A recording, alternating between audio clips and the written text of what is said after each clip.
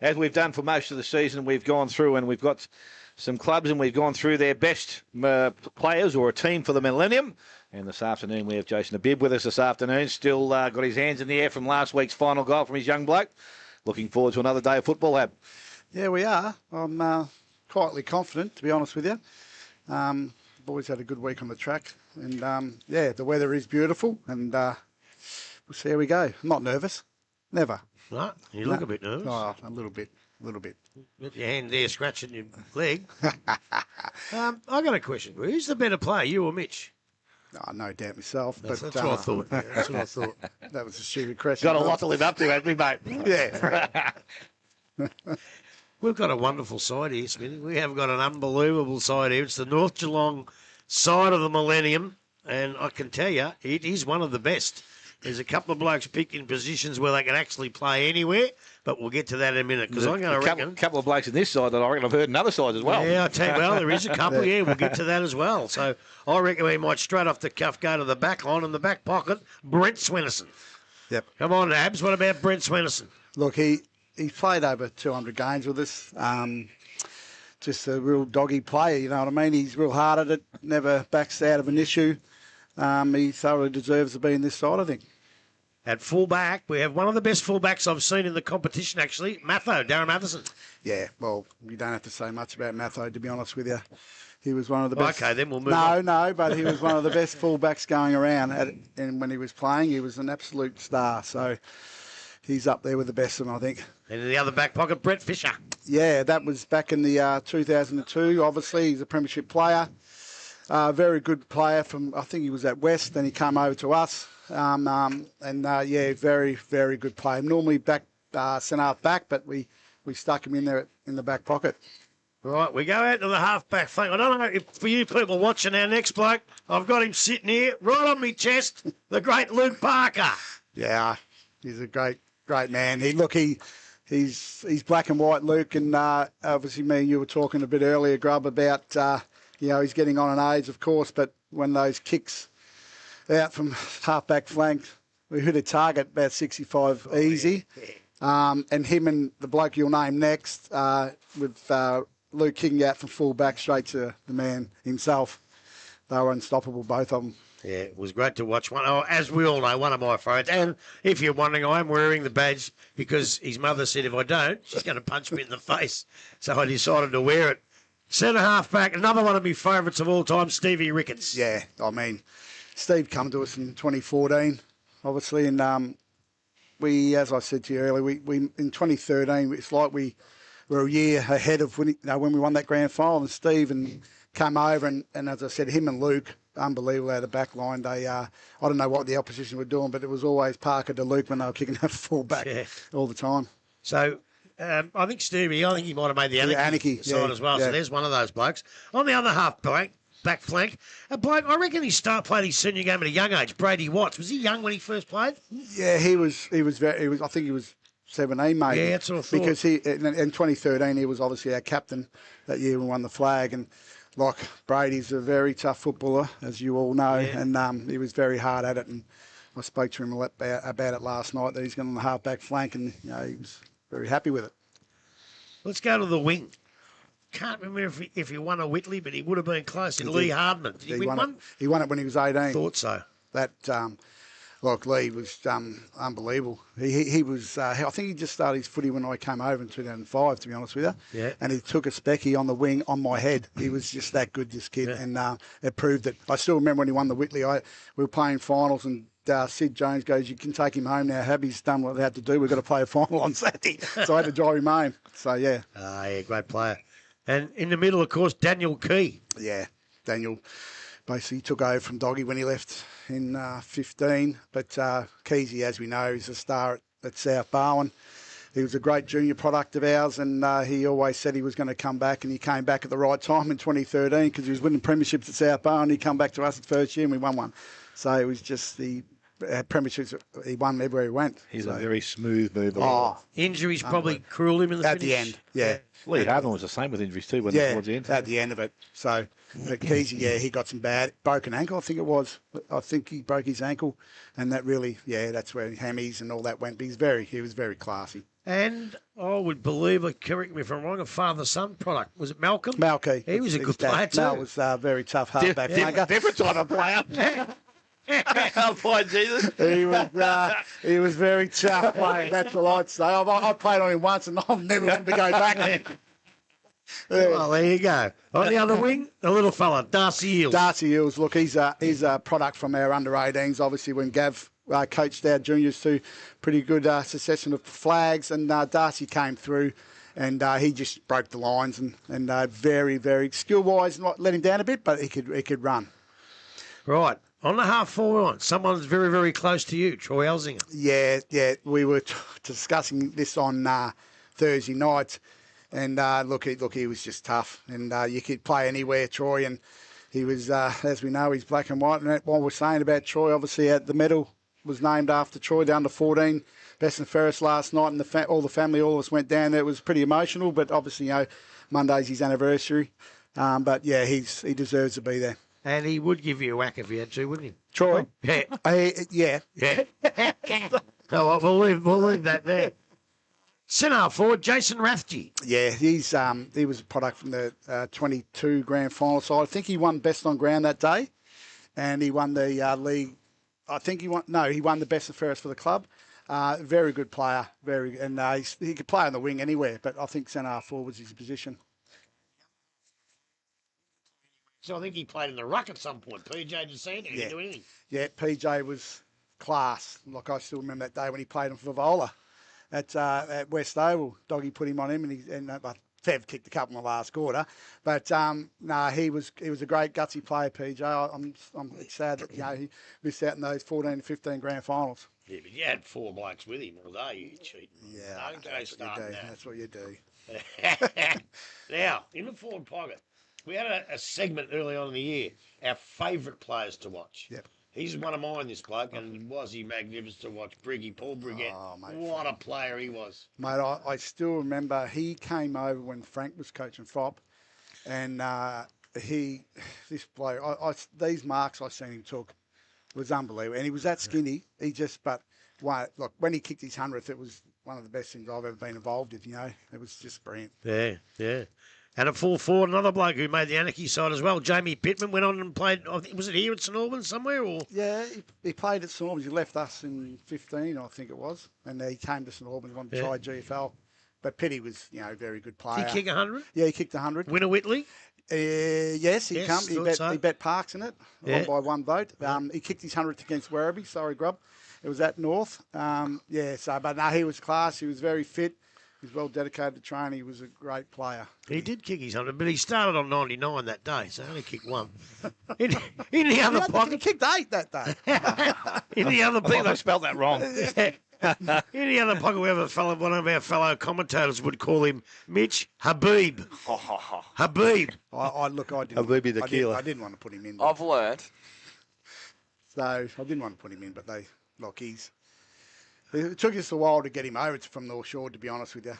And I think in the last couple of years he's done well. He's won the best and fairest here, and I think he's playing his best footy now. And we all know where it is. He's playing in the middle. But he won the goal kicking award here, and Tigger had to present it to me because Mitch couldn't be there tonight, and Tigger hated that, but I loved it. He deserves being there. There was a question asked around the traps out of the Habib family.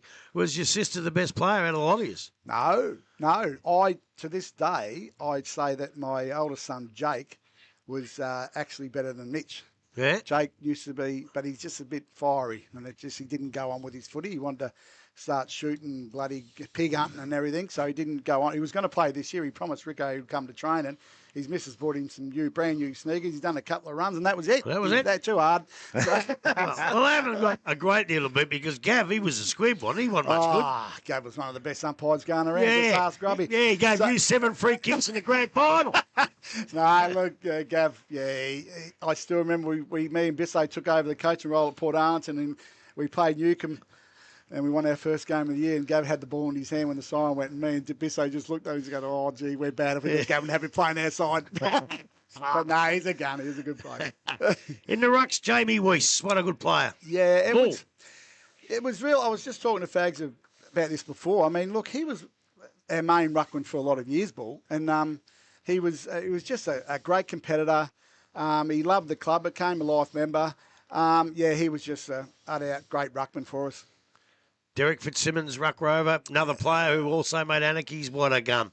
Yeah, I know, he just fitted in. Just. Look, Derek's Derek, mate. I bring him over when I come from Anarchy, and I still remember the first practice game we were playing up at Colac, and I said, well, here's Derek Fitzsimmons, he's come from Anarchy, and Sid goes, we'll start him at 12 o'clock.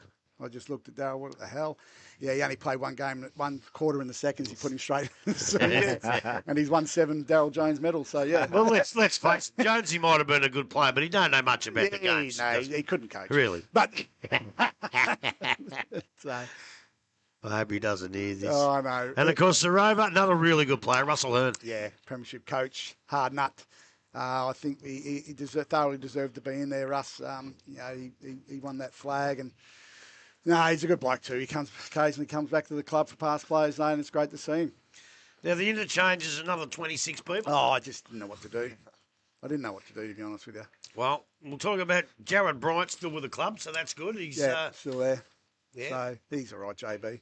And the good thing about that is he's... Just remind him to stay in the box today, will you? Just in case. Does he rant and rave? Oh, no. Nolan. Mark Nolan kept telling him to get back in the box. Oh, gee. I just seen, speaking about Nolan, I just seen Brett Nobby Nolan turn up today. Nobby? Talking to him I just seen he's come over from Brisbane. He watched on last night, and I said, I couldn't fit you in the side. Sorry, Nob.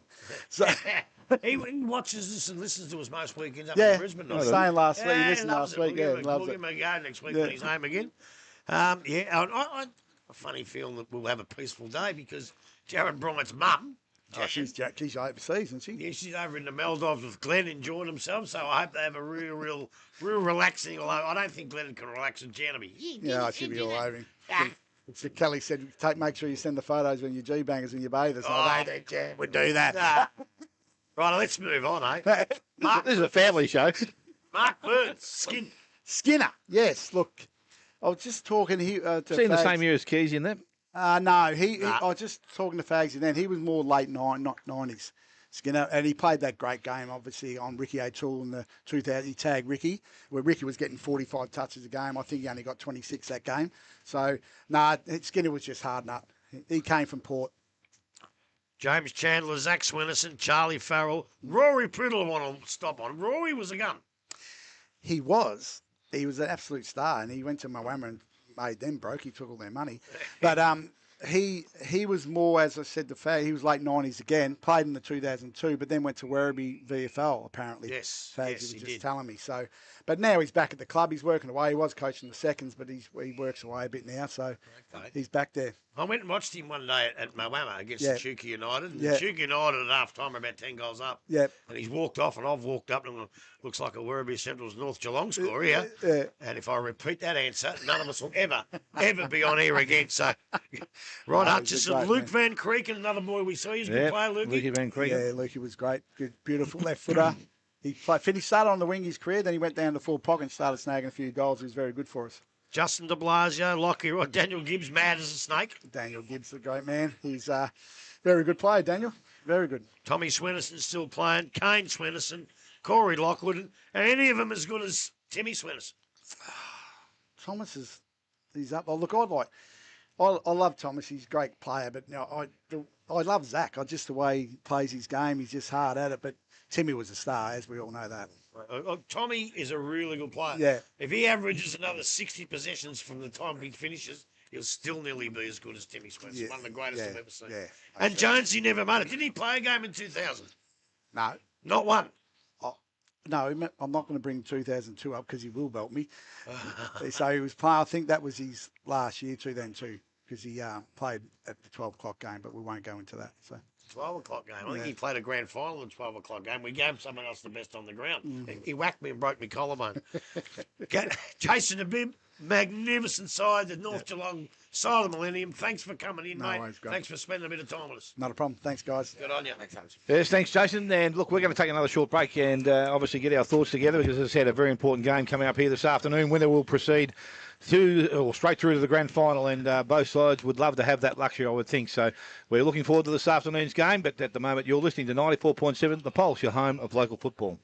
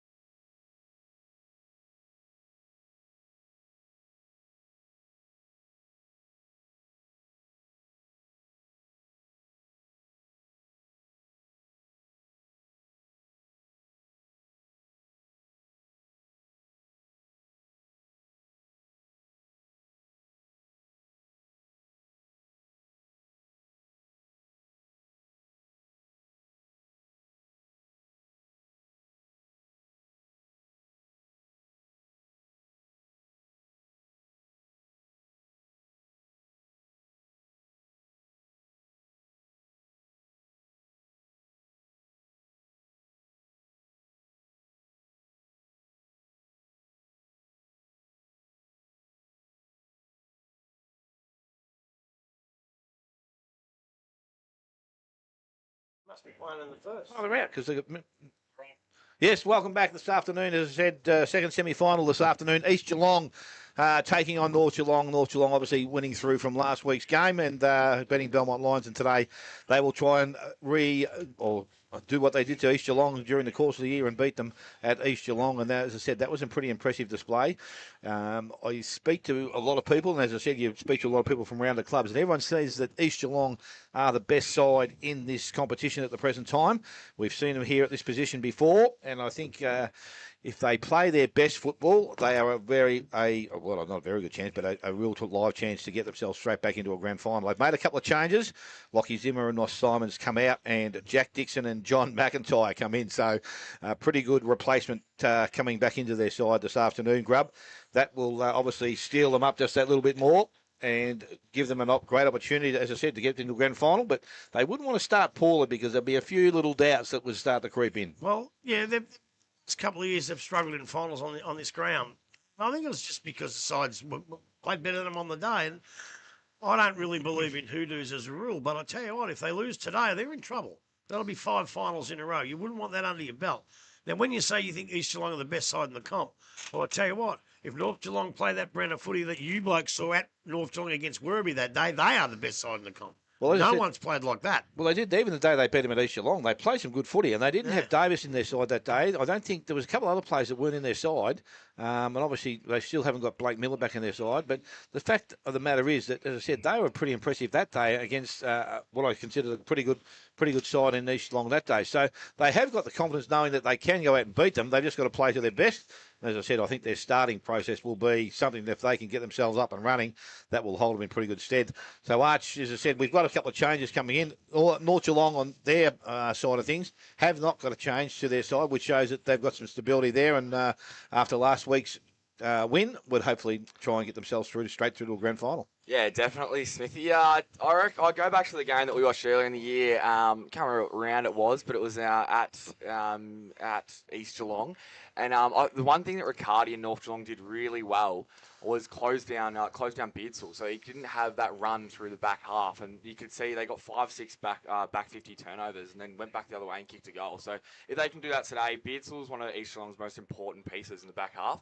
The run he provides, if they can cut him off, they're going to go a long way to winning this game.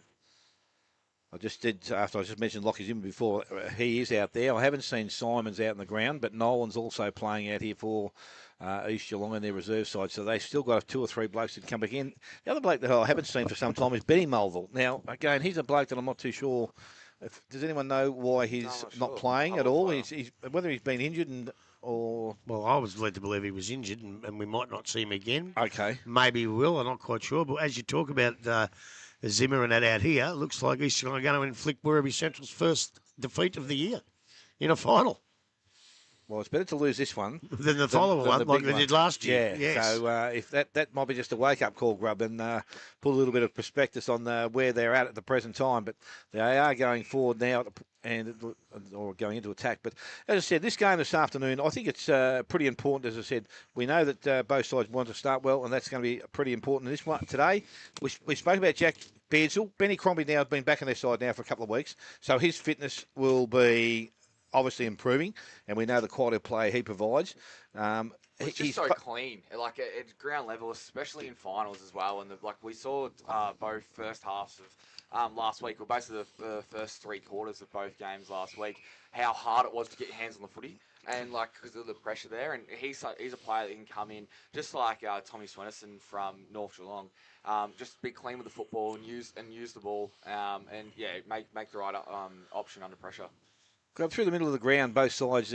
Sobey's been really good for them, obviously, and he's been able to get the cutout from Ben Mulville. And as I said last week, I think I can't even remember who they chucked in as their second. It might have been Ezard, might have gone in there for a little while, but they have got a couple of options they can use. Jaden Fanning's another tall option. They probably don't want to take him in their back line. They never do anymore. Nah, but they've got that luxury because now with Dixon coming back into their side, they could use him. You go the other side of things, as I said, we know that Cooper Pasker's been doing the backup work for North Geelong because Tommy Davis, as I said, was important to them during the course of the season, and obviously having him back in their side last week was very important. And I don't know whether we saw the best of Oscar Riccardi out here last week. I was not expecting. I suppose you have an expectation of what they can do, but we never saw that run and carry that we saw against. Glimpses. Yeah. They're just that real explosive dash to break lines and to open up the game for North. So there's still some important parts to play for both sides in that area. Yeah, and playing against men, he's got to learn. I've got a funny feeling. I saw it a couple of times. You didn't see him break the lines because he gets held from behind. He gets held a little bit. It's up to the umpires to see that.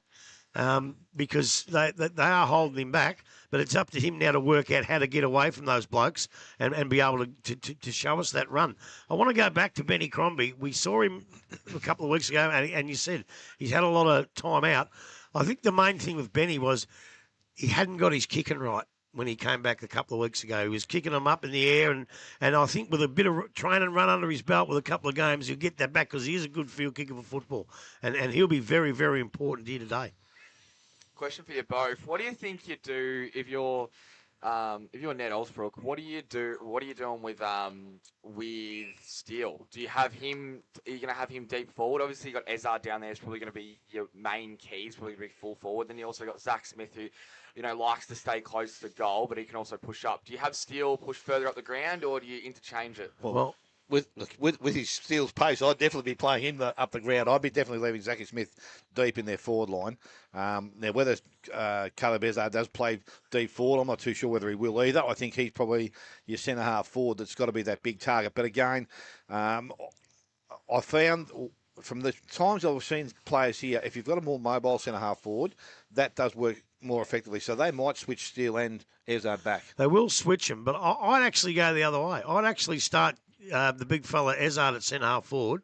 I'd start Steele at full forward, and I would try and keep an open space on the ground where he can run into. Yep. Because I think that the backmen are going to, especially Sammy Reynolds, if he's on him, they're going to find him hard to keep up with Steele. So I'd play him deep early and try and keep a space open where he can run to, and then he'll be very dangerous. But during the game, he no doubt will come up because his speed for a big man off the mark is terrific. Yeah, well, as I said, that game we saw against Inverleigh a couple of weeks back there now, he was lightning across the ground. So obviously he is a player that can run, and if he can get himself, as I said, free inside that 50 and they open up that hole in front of him, he's going to be a really hard man to contain. So you're going to be looking at, obviously, the North Geelong defence, and they're going to have to work overtime today.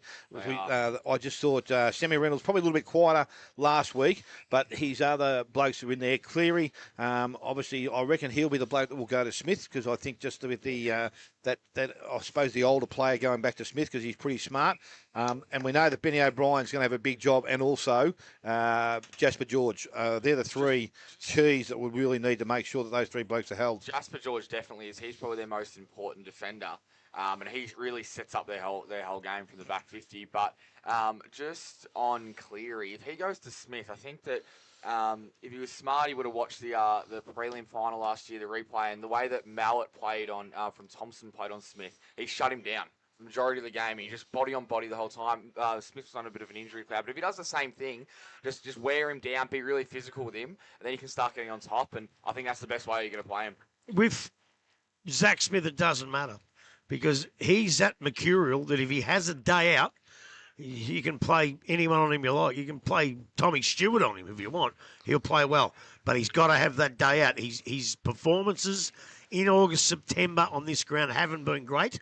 And I think it's time that he stood up and played a really, really good game. And as I say, it doesn't matter who plays on him. The other thing I wouldn't do is probably put Sammy Reynolds on Steele because he's a touch slow.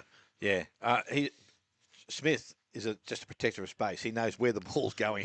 He's one of those blokes that actually, when the ball leaves a boot, he can tell you exactly where it's going to land, and he positions himself to be in the best position and is able then to hold out the opposition backman. Doesn't matter if he's tall, small, or whatever. He just knows where that ball's going to go. So that's a real bonus for East Geelong there this afternoon. But he's got to be on song. Yeah, he does. And match fitness, he's only played, 2 games in the last month? The way he plays? Yeah, possibly. 5 weeks. He's missed a bit of football recently. The way he plays, the position he plays, forget about that. Forget about that. Once he kicks a couple, he'll have his tail that high up in the air. He'll be hard to stop. Fitness or no fitness. Did he play against Inverleigh when you guys went out there? Yeah. Did he play right then? Yeah, no, he didn't play a great game, but he was just in there getting some touch, I think. I think that's what they've been able to do. As I said, they've been managing I don't know if they've been managing their players, but they've seemed to have a lot of players that, as I said, can come into their side. Johnny McIntyre, I don't know whether he was injured or whether they just gave him a couple of weeks off. Well, he was, and they decided not to play. Had it would have been a final, he'd have played. So they give him an extra week to get right, I think. It's probably the right thing to do when you look at what the Melbourne Storm did with Hughes on their Thursday night, and then last night with Lockie Neal. As I said, that extra week might have been really beneficial. So I would think that you just can't afford to risk players. And we've seen it here before. We've had sides come in with injured players, and as soon as you run out of the ground, you can tell they're not 100%. Yeah. And they're already a player down. Yeah. And if they tear something properly, well, as I said, that's just, to me, it's just a waste. So I think they've got to be smart. And if they've given him that extra week to get himself 100% fit or get his body right to where it needed to be to play footy, never going to be 100% at this time of the year, but as close to would be as good as you would get. So him and Dixon coming into this side, they provide a fair bit because obviously McIntyre's a ball magnet. He just follows it around. He knows where to go. He knows how to use it when he gets it. And Dixon down defence, he's that extra bloke or extra defender now. They've got 3 or 4 taller options, and he can be that running player from that half back line along with O'Brien Henderson. So North Geelong are going to have to defend, and when they talk defend, they're going to have to defend from right for full forward as soon as the ball turns over to get themselves up and going. Definitely are, and Jasper George obviously is going to lead that charge as he leads the cavalry down there, a bit of a general. The way I think he's very good at positioning himself. Then he also knows when to switch and knows when to hit that kick in the middle. Also knows when to slow the game down. So he's really good for composure of the game as well. So I'll be interested to see if he goes to man-on-man early on as he plays that kind of floating role as he does sometimes on the back 50.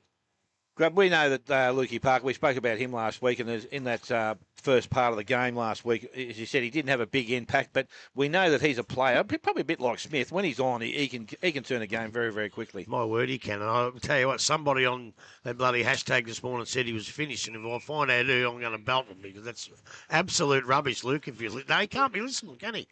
No, well, not unless he's got the headset on.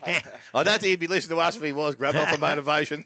Nah, he's right. As I say, look, he's near the end of his career. And the first thing that goes is your kicking, as we said. And, he would kick him from 60. He struggled from 40. And that's fair enough, but he's still so dangerous. If he gets in and kicks, you're not going to get Luke Parker coming and kicking 6 or 7. That's not his role. But his role is to get in here amongst it, keep the ball in, and kick 2 or 3. And if he does that, North Geelong have a chance to win. A couple of those younger blokes last week impressed me for North Geelong. Cooper Vaughan, Charlie Smith, Noah Billy. They got themselves involved in the game last week. And to be honest, especially Cooper Vaughan and Charlie Smith, when they're on the far side of the ground, I can't tell them apart. They just seem to play the same way. But Cooper Vaughan especially got himself really involved in the game of football and was able to, I suppose, get possession and took some couple of really good strong marks and was another option they had when they progressed the ball forward. Middle of the ground, Grub, I know we speak about it a fair bit. You've got Johnny McIntyre. Do they use a run-with player with him? And we spoke about Beardsall on the wing. Do you have those two blokes as their main key ball winners and runners? Do you take them for initially and see how the game evolves? Or do you let them go and just play your own game and back yourselves in to win? No, you play your own game, back yourselves into it. Johnny McIntyre gets the ball a lot of times. He's not a real dangerous man that'll hit everybody on the chest. Yep. So you let that go for a while, but if it's just weight of numbers and you have to stop him, fine, you have to stop him. But as you said about the boys from North Geelong, you ask the North Geelong people, those particular blokes that you mentioned, they've been doing it all year. Yep. We've only just noticed it, but they've been doing it all year. So I would say back yourself. Peter Riccardi's a back yourself type of player, and I think he might go with a run man when only if needed. So I suppose you're right there because if you said you want to come in with a bit of confidence, and as I said, I think if they can start well and if they happen to keep the Buckleys in and can put 4 or 5 goals on East Geelong very early in the contest, then that game, I'm not saying it will be over, but I'm just going to say there'll be a bit of doubt creeping into East Geelong. So Possibly. Just on that as well, those kids who played well for North Geelong last week, well, not kids, but the younger players. I thought Charlie McDonald was really good. He ended up with 22 disposals, 16 kicks, 10 marks, and I reckon that if he plays the game like he did last week, when he got out in space, he looked really composed, and he made the right option more times than not. So, I'd like to see how he goes today.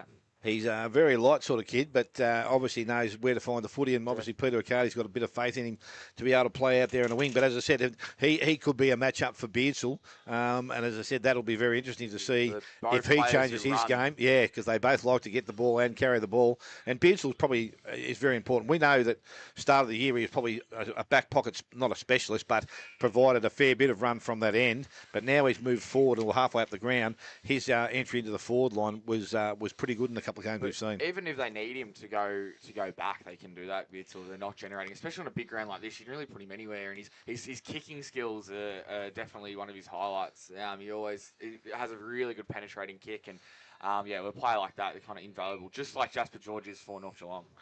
Jaden Fanning is not a big possession winner, but he just goes out and does his job through centre half back, doesn't he? Yeah, and beats the player he plays on most weeks. Yeah, it's a bit of the old style backman, but he's very reliable in what he does. And as I said, since they've had Austin Mulville back there, because he obviously at the start of the season was playing through their midfield and forward, but he's now gone back to that half-back flank role, and obviously I suppose Beardsall out and put him back there. He provides a little bit of run, but his kicking ability is really good and sets him up from behind the ball. Yeah, and I think with the big fella in Fanning, when he does mark it, he's quick to handball it off and start attack. He's been around a long time, and his decision-making is very, very good.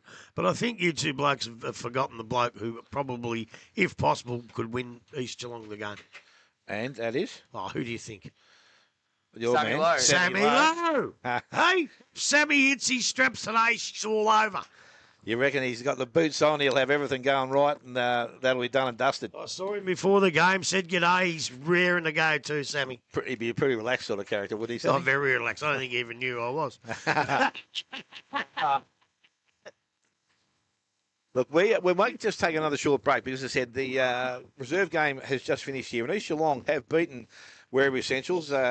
East Geelong 6-11-47 defeated Werribee 4-5-29. And Grub, you said that was their first loss for the season. As I said to you, that might be the one that they That's all right, but they needed to probably better to be losing this one than in a fortnight's time if they can make their way back. As I said, they've still got a game to get through next week now. Still don't know how you go for undefeated and put in a performance like that. I can't 4 goals, understand 5. Yeah, it's not a high-scoring game, is it, in the conditions we've got out there? But look, we're going to take another short break, come back. This second semi-final between East Geelong is not too far away. You're listening to 94.7 The Pulse, your home of local football.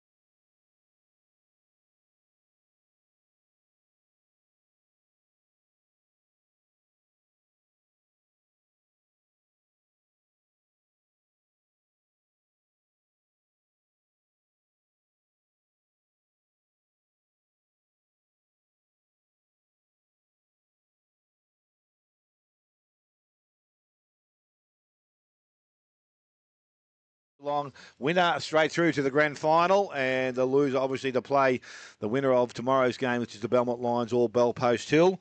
Grub, last week I think the umpires, especially on the Sunday, set a pretty good rule up, and I'm not too sure whether they'll continue to follow, but the stand and the protected zone around the kick is obviously something that they should have taken notice with, because they... Well, I think we said there was 5, 7, could have been more free kicks, which and most of them resulted in goals. Yeah, and 50-metre penalties as well. So, yeah, look, it's funny. People think about discipline as not run around belting blokes. But that's not just discipline. Discipline is to know your rules, know what's going on, and don't do those things. To run into a protected area is undisciplined because you're not thinking about the game. That's all the discipline. And I can tell you now, discipline might have cost a couple of sides last week, if they, as you said. So today, in what may well be a very, very tight contest between two really good sides, you just can't afford to lose that discipline and give away nice, easy free kicks, 50-metre penalties, and, of course, goals. Have you got our third team this afternoon? Have you got the names of the umpires? No, I have somewhere. Well, that's all right. We might see if you can find them out. I know that Presti Giannachos is out there. So. Yeah, he's definitely. Just keep watching. They'll come in and toss the coin at the moment. From what I can gather, they've searched the whole world over and they've found the biggest tosser in Geelong, and it will be Jason Abib, and he'll toss the coin very, very shortly. Unfortunately, as we said, Mushy was unavailable this afternoon. I think he was making sandwiches in the canteen, so they've had to rely on Jason Abib to do that for us this afternoon. Oh, no.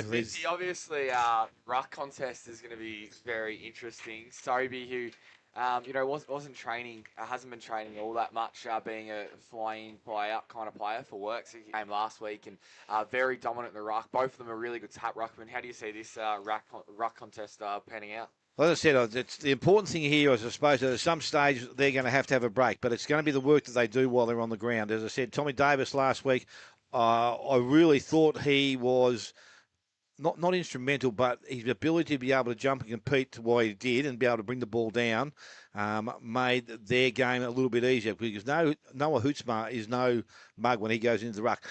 I think Tommy Davis is more of a tap ruckman, whereas Hootsma is a ruckman that wants to get up and belt the ball a little bit longer and clear the zones. So they're No, I'm talking about Noah Hootsman last week. So that was the difference last week. Now, Sobey's, again, goes back to pretty much what Tommy Davis does now. He's a tap ruckman that likes to get his body in underneath and get the ball out the back to his players out behind. I think Tommy Davis played majority of the game last week. I don't think he would have had that many spells. Like, who did chop in for him? I'm trying to remember. I reckon Cooper Pascal has normally done some of the work for him. I would think that will be where the responsibility goes. And again, he competed really well at East Geelong today. We saw them the last time in, so it's going to be very interesting just to see if he's obviously goes. Well, he will go in there at some stage, but who East Geelong bring in as their second ruckman. As I said, they've got some taller options, but I just don't know who they're going to use on a regular basis to come in and fill that spot. No, definitely. It was also, I found it really interesting talking to Habs as well. And he said that he thinks Mitch plays his best football in the middle of the ground. Obviously, a notable goal kicker. And a reliable shot for goal up forward, kicking the winning goal last week. But yeah, through the midfield last week, he was the highest ranked player on the ground.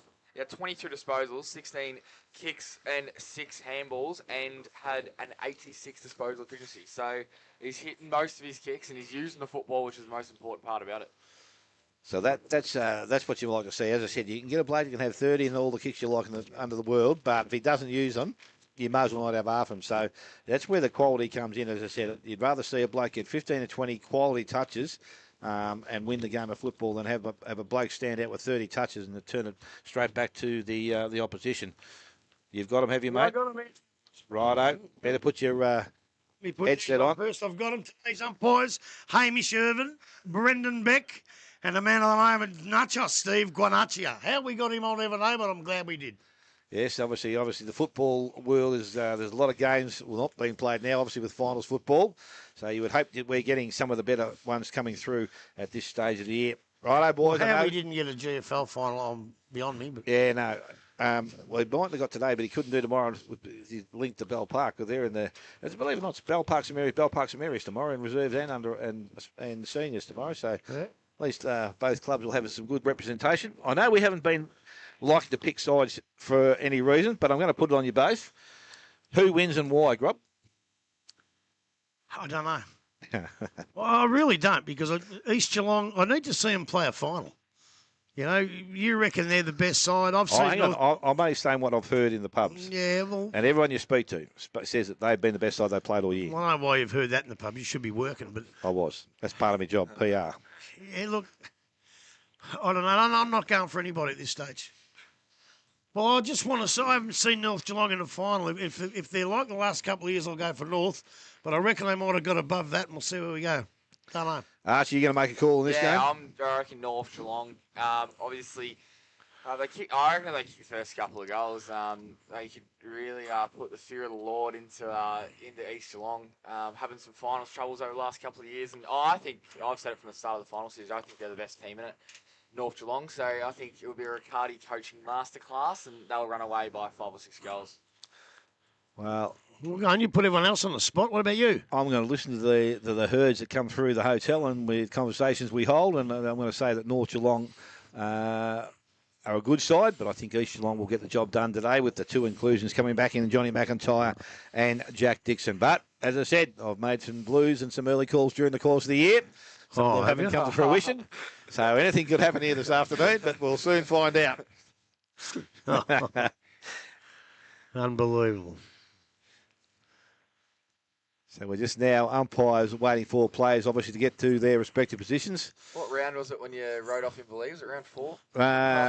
Pretty much about, no, it was about 3 or 4 rounds out. About round 14 I can tell you that East Geelong are kicking to the Buckley's end, North Geelong to the city end. Ball is in the air now. Both ruckmen have it over the top. Ball comes down. Osbrook gets the ball firstly into their half-forward line and beyond now. Coming through, Mark the clean-up ball from O'Brien wasn't collected at Camden level. It's Steele trying to work the ball out. It's emerged now. Lemper got the handball out towards McIntyre. Missed him. Picked up by Cleary. Kick was smothered. So good defensive work in there early. Ball has been now held up inside a contest. Umpire will come in and take possession. Centre forward. East Geelong have pushed the ball to that area. Sobey pushes himself down. Davis with him also. Over the top he comes. Back to Habib. Little kick didn't travel too far. Semi-low picks up and goes back the other way. Steele tried to trap it. Did so. Into the hands of McIntyre. Got the handball back out. Lemper couldn't pick the ball up. Habib did. Got the handball back outside. Swennerson over the top to Riccardi. And Riccardi goes back towards centre wing. Ball's got a bit of carry on it. Fanning did nicely. Ball comes back to the front of the contest. Well, Semi-low looks up. Goes back towards Lemper at centre half forward. Didn't hit the target.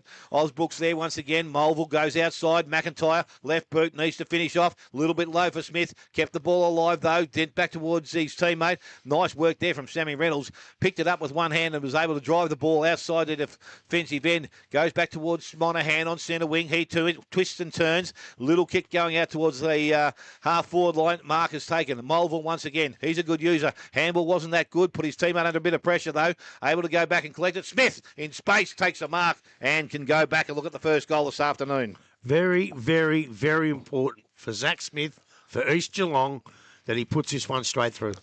He's a confidence player, a goal early for him. As I said early in the game, his tail's up, he misses a couple early, and the head now and again drops a bit. So this is so important for not just East Geelong, but for Zach Smith himself. I think, yes, you're right, Grub. As I said, this is the one they want, because I said this will get him underway now and just settle things inside themselves in their heads, and hopefully things will progress from here. So Zach Smith steps in, kicks that goal. He's brought it across a little bit narrow through for a minor score. So it is one behind now to East Geelong. North Geelong are yet to score. We have gone 2 minutes. Buckley's Entertainment Centre first quarter scoreboard. So an early miss for Zach Smith. He's going to through that one because he needs to get momentum early. North Geelong now bring the ball out and they're going to go out wide. Charlie Farrell has the ball on half back. He's going to go short over the top. Sammy Lowe's there, gets a fist in. Now Schwennerson gets rid of Crombie, moves the ball forward, and it's a good mark taken back now. So they've got the ball just in front of us in the broadcast position. It was Monahan who ended up with it. He's going to go back. They might go for the switch here. Involved is Lee. And then now they're about their half-back line now. They're going to go into the middle of the grounds. Here's their opportunity. Cut off. Coming across was Vaughan. He couldn't quite get the handball. Now he does. Over the top. Turnover now for North Geelong. They're going towards their inside 50 here. Now picked up the ball. Might have been on the outer side. I think it was Fazio. The umpire said holding the ball. So it's going to go back to East Geelong. Good defending there. So ball on back 50 now. They're going to move the ball to true centre wing. A couple of players go up. Mark was dropped on that occasion. Might have been by Zach Schwennerson. Now they still retain possession of the ball. Trying to move the ball forward by hands. Someone's going to be clean with disposal here. It's on the far outer side. There's an up and under kick. 1v3. Oh, was punched away. Still neither team can get clean disposal out. Now Sammy Lowe, he'll be able to do something with it. Over the top. They've got to play a free here. It might be Steele, it is. He's going to take the ball. Go forward to Beartle. Beartle's got some space. If he wants to have a dash, he looks up. He's got Smith. He doesn't go to him. He goes more central. It's a great-looking kick. What a kick that was. And they're going to have a shot from no more than 15 metres to kick the first goal of the day. That was a beautiful kick. Was. Going to be Ollis. He had Smith leading at him, Beartle, but he decided to go for the one longer. Had to be pinpoint perfect, and it was. And now Ollis... the kick, the first goal of the game. He comes in from 10 metres out. No dramas at all. He kicks the first. 1-1-7. It's a no score, North Geelong. We have gone 5 minutes in the Buckley's Entertainment first quarter scoreboard. I tell you, he got the ball. He's a real runner too, Jack Beardsall. And instead of just running, he steadied, he looked, he saw where he had to put the ball to be the most advantageous for his teammate in Ollis. and he put it in the best spot he possibly could, and Ollis ran onto it. I thought last time we watched him, Ollis sort of struggled a little bit in the first half and had a really good second half. So he's another good player, and as I say, you can all be good players if you get the ball delivered to you like that. Who was the player that went for the mark on the far side? It was a massive. Was it massive wasn't Beasley as well, climb. was I'm it? not sure. Was either- Grubby missed it. I couldn't see it. It was either him or Manari, but I'm saying if Jack Beasley flew for that ball and got across here, that was a bit of ground he covered. Anyway, back in the middle we go once again. Sobey tries to knock the ball down. Osbrook tried to trap it. Sobey went and got it, got the handball outside, missed the target. McIntyre might be good enough to go back and collect it, although Habib puts some pressure on, tries to win the ball back himself. Manari went to ground, lost the ball. Ball's now picked up. Billy, sorry. Gee. He had the ball. He lost it. Now that might turn over. No, it's not. Umpire said it's okay. Ned Osbrook has got the ball. He's going to kick the ball outside, and it's been a mark taken. Now, what's happened here? He's going to make him go beyond the mark, but he wouldn't get back on the mark, so that's why I thought they were going to call 50. They give him a long time. So Osbrook now, second attempt now. He goes a little bit longer this time. The kick wasn't good, but Crombie had it, lost it. Handball back inside. Running player, Beardsall got away from one. Sold some candy. Beautiful. Through the contract. He goes, ball out the back. Nice work out there. Cleary got the ball, kept it in front of himself, went back, collected it, put it on the boot, went outside 50, but standing there was Ezard. Now he's got some options. He wants to go quick. Will it be okay? Steele couldn't quite get to the ball. He's got some work to do now and there, and it's going to be sitting under a group of players, and ball will be held up once again. I think it was the wrong decision. Once he got the ball, after that last one, Zach Smith decided to run this side. I thought he was in pretty good position, but he ignored him and went shorter. So ball ruck contest once again comes out of there.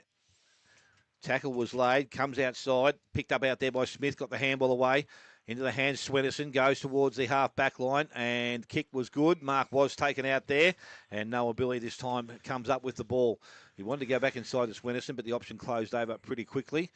Now from the half-back line, North Geelong move the ball, go towards centre wing. Gee, there's some numbers back there for East Geelong. Dixon, big fist. Ball goes back over the boundary line. Another throw-in to take place far side of the ground.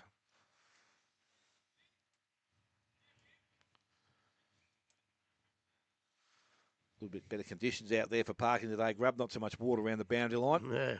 Yeah. See, just while they're coming back, Werribee Central signed Connor Linehan Cunningham during the week. They come back to the club. From Lara. Yeah.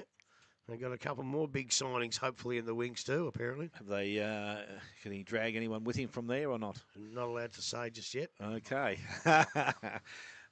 So the ball thrown back in. Centre wing position, we said, ball from that contest goes out. There's an infringement.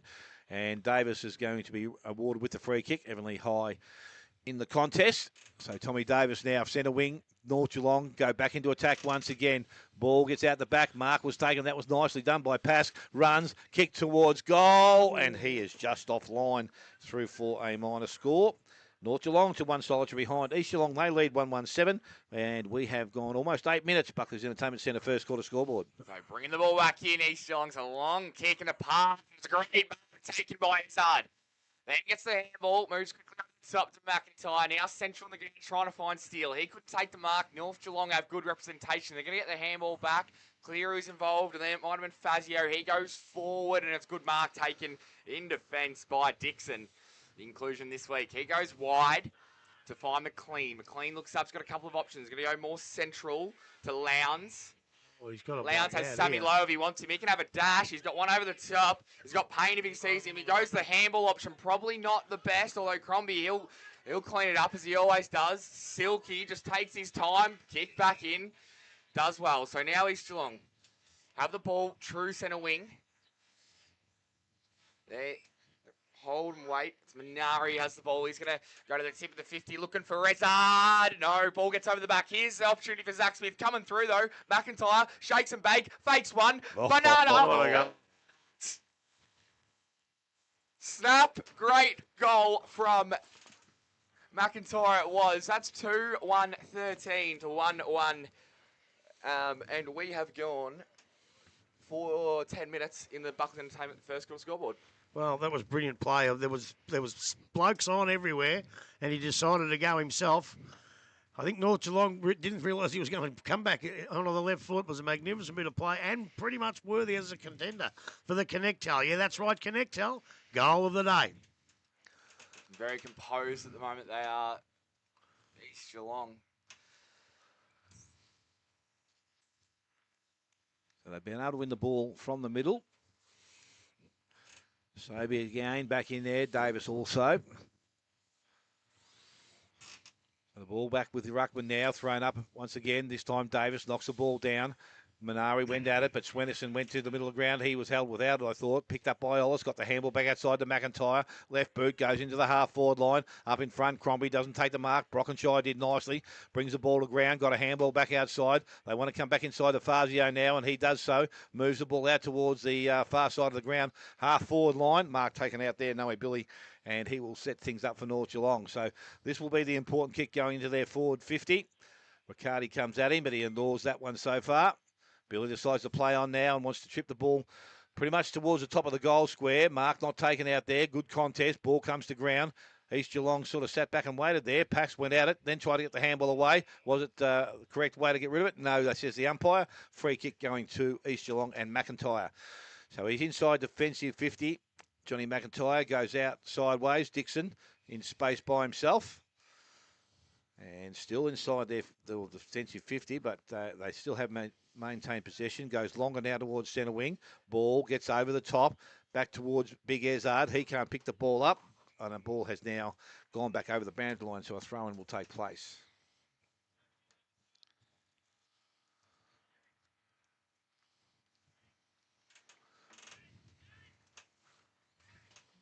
So the ball now with umpire. They're throwing front position. Davis out the back. Missed Fazio. East Geelong run onto the ball. Kicked long by Minyari. Goes back in towards Smith. Protected the space nicely, but the spoil from behind was good. George cleans up, goes sideways across the ground, and that's a great kick. Sammy Reynolds in space by himself. He plays on. His kick out further. They've gone to Brockenshire. A little chip further down the field. In the hands now of Tommy Swenison. He loads up from North Geelong from the centre wing, goes in towards their half-forward line. Good body use out there. Couldn't fake the mark, though. Ball, Cooper Vaughan gets the handball outside to Davis.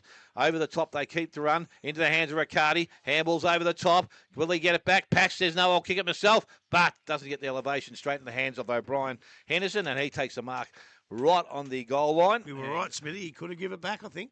Would have been the better option, I would have thought. Momentum was coming fast.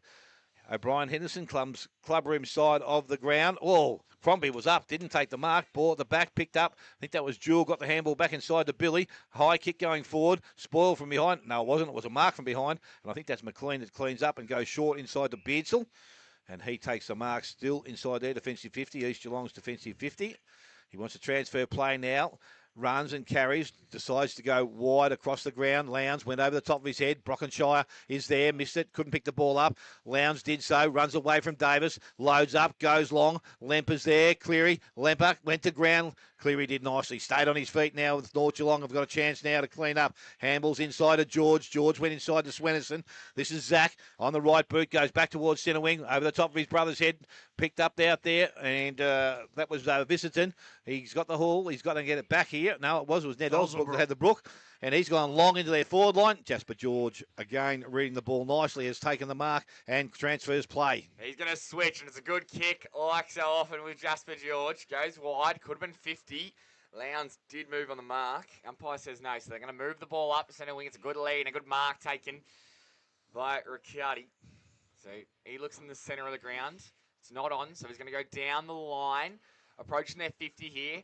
Good mark taken by Habib. Oh, no, it's not. It's Luke Parker. So Parker moves up the ground. Good kick. He finds his teammate in Seros. And then he's going to go to Tommy Davis. And he's going to take the mark. Juggles it 2-3 times. And then over the boundary line. So an opportunity gone begging there for Tommy Davis. Ball ends up over the boundary line. So we'll have a ball in from 45 metres out of the North Geelong goal. Wait for the umpire to get the ball now and has it in hand. So Ruckman, Sobey and Davis. Down from Davis. Couldn't quite get it through. Might have been Olsbrook on the bottom of that pack. He started well. On the ball on the bottom of the pack, as he always does, in and under. Another stoppage, 45 out. Ball's up again now. Davis trying it. The backhanded tap. It might have been Olsbrook on the bottom of that pack again, and the ball's going to end up out of bounds. So I have our third stoppage in a row. Early stages of this game, 2-1-13 to no goals, 1 North Geelong. Umpire ball in hand now. 45 out from the North Geelong goal. Let's see if we can get away from this stoppage. Comes out Fazio. He tries to get through, and we're going to have another stoppage. Can you sit still? So ball up again, 50 metres out from North Geelong. Aviv's there, couldn't quite gather the ball. Coming through was Payne, he couldn't get it either. And we're going to have our 6th stoppage in a row. I think he's been on the Mexican jumper beans. He's been on the energy drinks this morning, mate. That might get him going. There. Up now, 55 out. Trying to break away from this stoppage. There's a handball out. Trying to get it away, and the ball's going to end up over the boundary line again. Red Bull gives you wings. So 60 metres out from the North Geelong goal now. We haven't got away from this stoppage. The 7th stoppage in a row now. This won't hurt North Geelong, I tell you now. Ball back in. Davis gets front position early. So we did well to try and get the position back. The ball's heading towards the boundary line again, and we'll have another stoppage. Feel like a broken record at the moment. I'll take over, mate. We'll see if we can get some movement There here. you can go, Smithy. So the ball back is inside the forward 54 North Geelong. They've been trying to get the ball out of that area, but unfortunately haven't done so. Maybe a change of plans, a flick over the top might be the way to go. But again, Ruckman go at it. It's going to come back because neither Ruckman got to it. There's going to be a free kick this time, and it's going to go to Tommy Davis. Yeah, he had his eyes on the ball, I think. That was the only reason why. And the other bloke had hold of him, and he still had hold of him. Give him plenty of chance to let him go. So Tommy Davis is going to kick from inside 50. And again, I don't think there's much breeze to deal with out there, but still a difficult kick, I would think. Oh, there's a breeze, all right. That's why North can afford to hold it in there. East Geelong have got a 3-goal win. So they're going all right at the moment, you reckon, Grubb? Oh, yeah. So no Davis loads up. He's going to have the distance. Tell you what, he has also got the accuracy. That is straight through the middle. Tommy Davis gets his first of the afternoon. North Geelong, their first. They are 1-1. They trail East Geelong on 2-1. We have gone almost 17 minutes. Buckley's Entertainment Centre, first quarter scoreboard. Well, that's a really handy goal. I know the flags are favouring the Buckley's end a little bit, but in every game, the 18s, the seconds, the scoring end has always been that end today. And East won the toss and decided to use that first. And North Geelong fought back after getting well beaten early, but they couldn't put the score on the board. East. One more thing about Tommy Davis. Yes, that was a great goal. But as they came out of the centre here, East, one of the little blokes, not about 5 minutes ago, he came around here for a shot into the... And Tommy Davis chased him down like a ruckman chasing him down, put enough pressure on him. So back in the middle, ball was up, and they've picked a free kick out of the ruck. It's going to go the way of Cooper Pask. So the umpire's going to make him go back over the mark. It's going to come back to Pask, and he's still got the player on. It's his teammate in Purcell. So Geordie Purcell has a player out wide if he wants him. He's going to use him. It's O'Brien. He goes with a short kick, and it's good enough. So now they're going to move. Here's Jasper George. Handball back. Now is an opportunity. Geordie Purcell, can he find a target inside the forward 50? Big fly. Pack of players. Ball at ground level. Luke Parker has the ball. Has a snap from the boundary line, and it's to the near side. So just a minor score, but better movement from North Geelong on that occasion. 2-1-13 to 1-2-8. We've gone 18 minutes in this first quarter, brought to you by Buckley's Entertainment. Looks like McLean back there doing the kicking and duties now for East Geelong. If he looks straight up the ground, he's got Ollis. Hasn't seen him yet. Decides to go far side of the ground and goes out long. Out towards Sobey and Pask. Sobey in front, brings the ball to ground. Unfortunately, boundary line is too close. Ball goes over. We are going to have a throw in on that far side.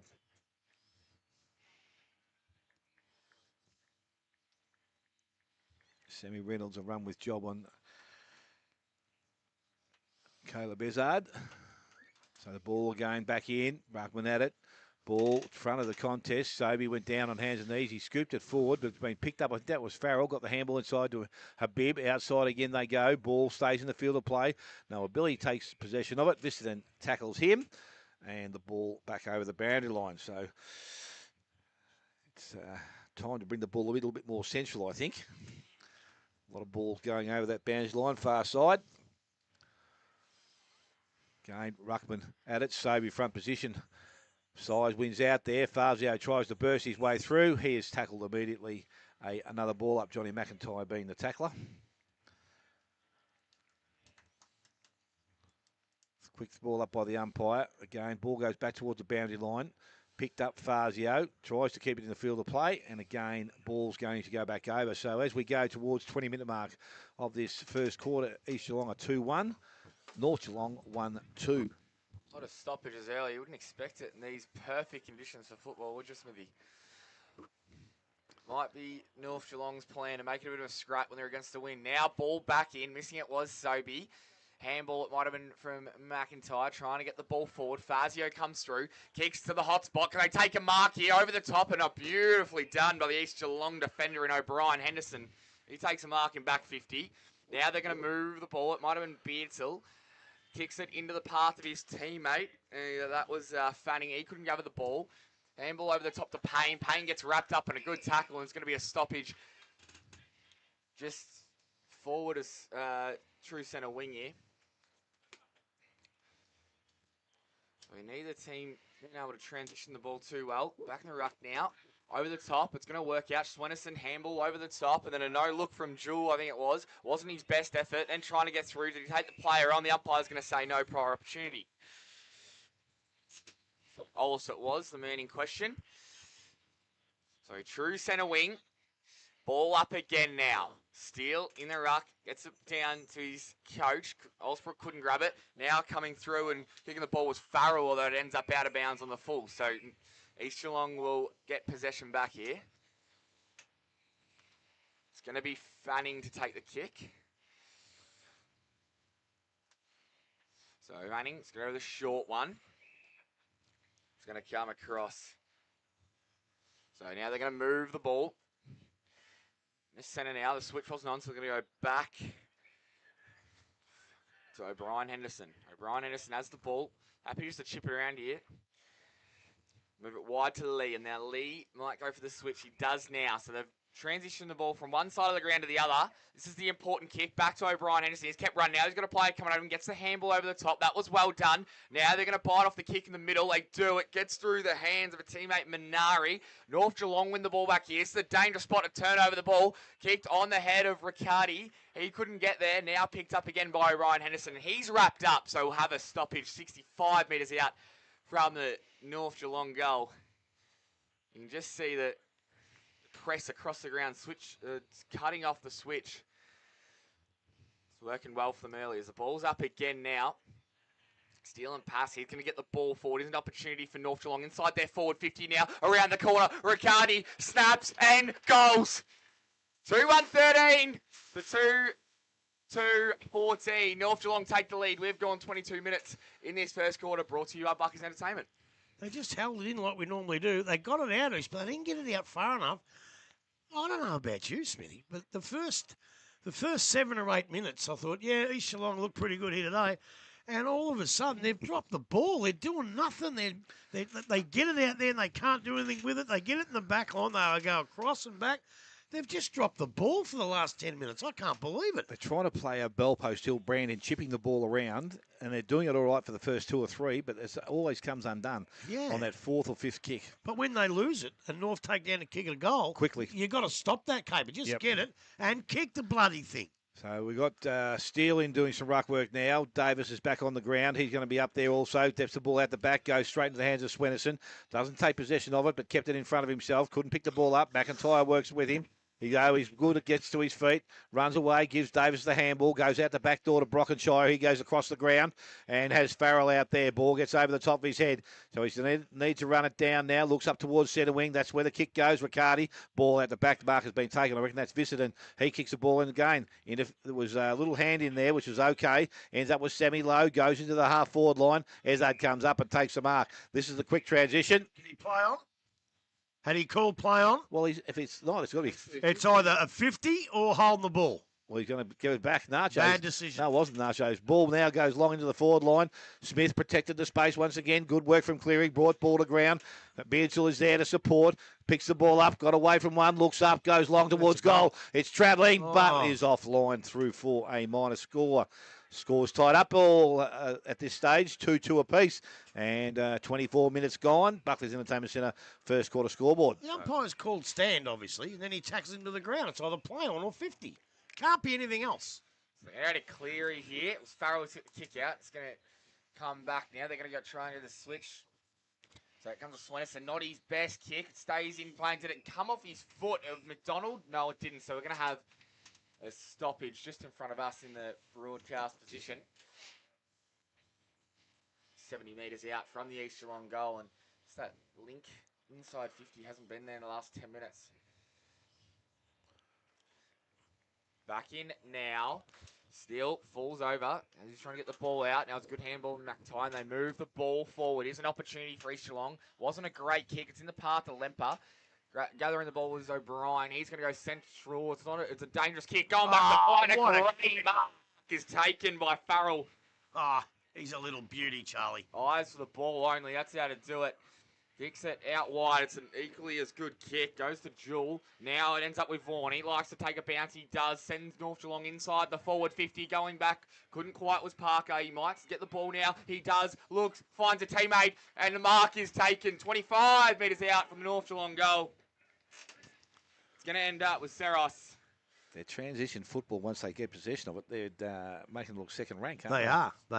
Or second rate, I should say. Or second rank, whatever you want to do. Well, everybody knows what you're saying, except you. A lot of people are used to me by now. They're getting that used to it, our listeners. That's what they actually understand you. They can make their own shit and stuff. They understand you these days. I can't believe it. I still don't. So to give them back the lead here, North Geelong. Nick their third goal. Seros from 30 metres directly in front. He has kicked the goal. 2-2-14 to 3-2-20. 26 minutes gone in the first quarter, brought to you by Buckers Entertainment Centre. Well, did they give them back the lead, or was that the first time they've hit the front? No, they hit it, then point even, and now we've got the lead. So that's actually the first time they've actually looked the better side for the last 12, 13 minutes. And I don't know. As I say, East looked $1 million in the first 7 or 8 and then dropped away. And North, I'll tell you what, you can put that out of Charlie Farrell. That was one of the most courageous marks from a little bloke I've ever seen in my life. Yes, ball now back in the middle of the ground. As I said, Davis and Sobey. Davis over the top. Ball comes down, picks up by Habib on the left boot. Doesn't get a great distance on it, but it's pushed the ball forward. Bounce wasn't favourable. Picked up. Beardsall got the handball out the back. And again, Seros now applies a tackle. Might have been Viciden over the top of the ball. I just can't see who that player was. But Alan Moore will know. Hey? Alan Moore will know. It's his grandfather. Oh, is it? Yeah. It was Viciden, so there you go. Now, the ruck contest, now there's been a decision given. It's going to go against Tommy Davis. Not too sure what that was for. I didn't see the indication from the umpire, but Sobey is the recipient of that free kick.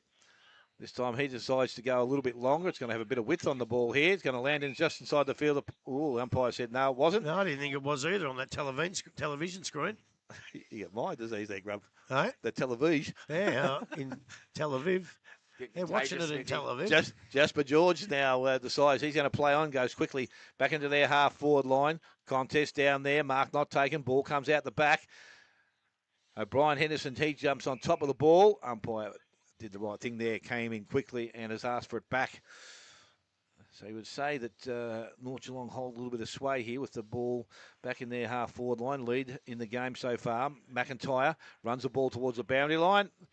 Got the wobbles, fell over and took the ball with him. So we'll have a throw-in from about not too far from the old scoreboard here. Clubroom side of the ground.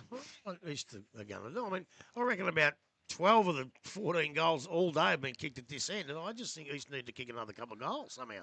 Don't think they're going to have the time here, Grub. North Geelong, as I said, have done things very nicely. So ruck contest about to happen once again. Ball thrown in by the umpire. Davis front position, takes it back to the front of the contest. Kicked off the ground, picked up there by Smith, went back to Davis, little banana off the boot, goes back into their half-forward line. Fanning was able to trap the ball and knock it back over the boundary line, and we will have a throw-in once again. So we have ticked towards 29 minutes, and it is 2-2 East Geelong. They trail North Geelong on 3-2.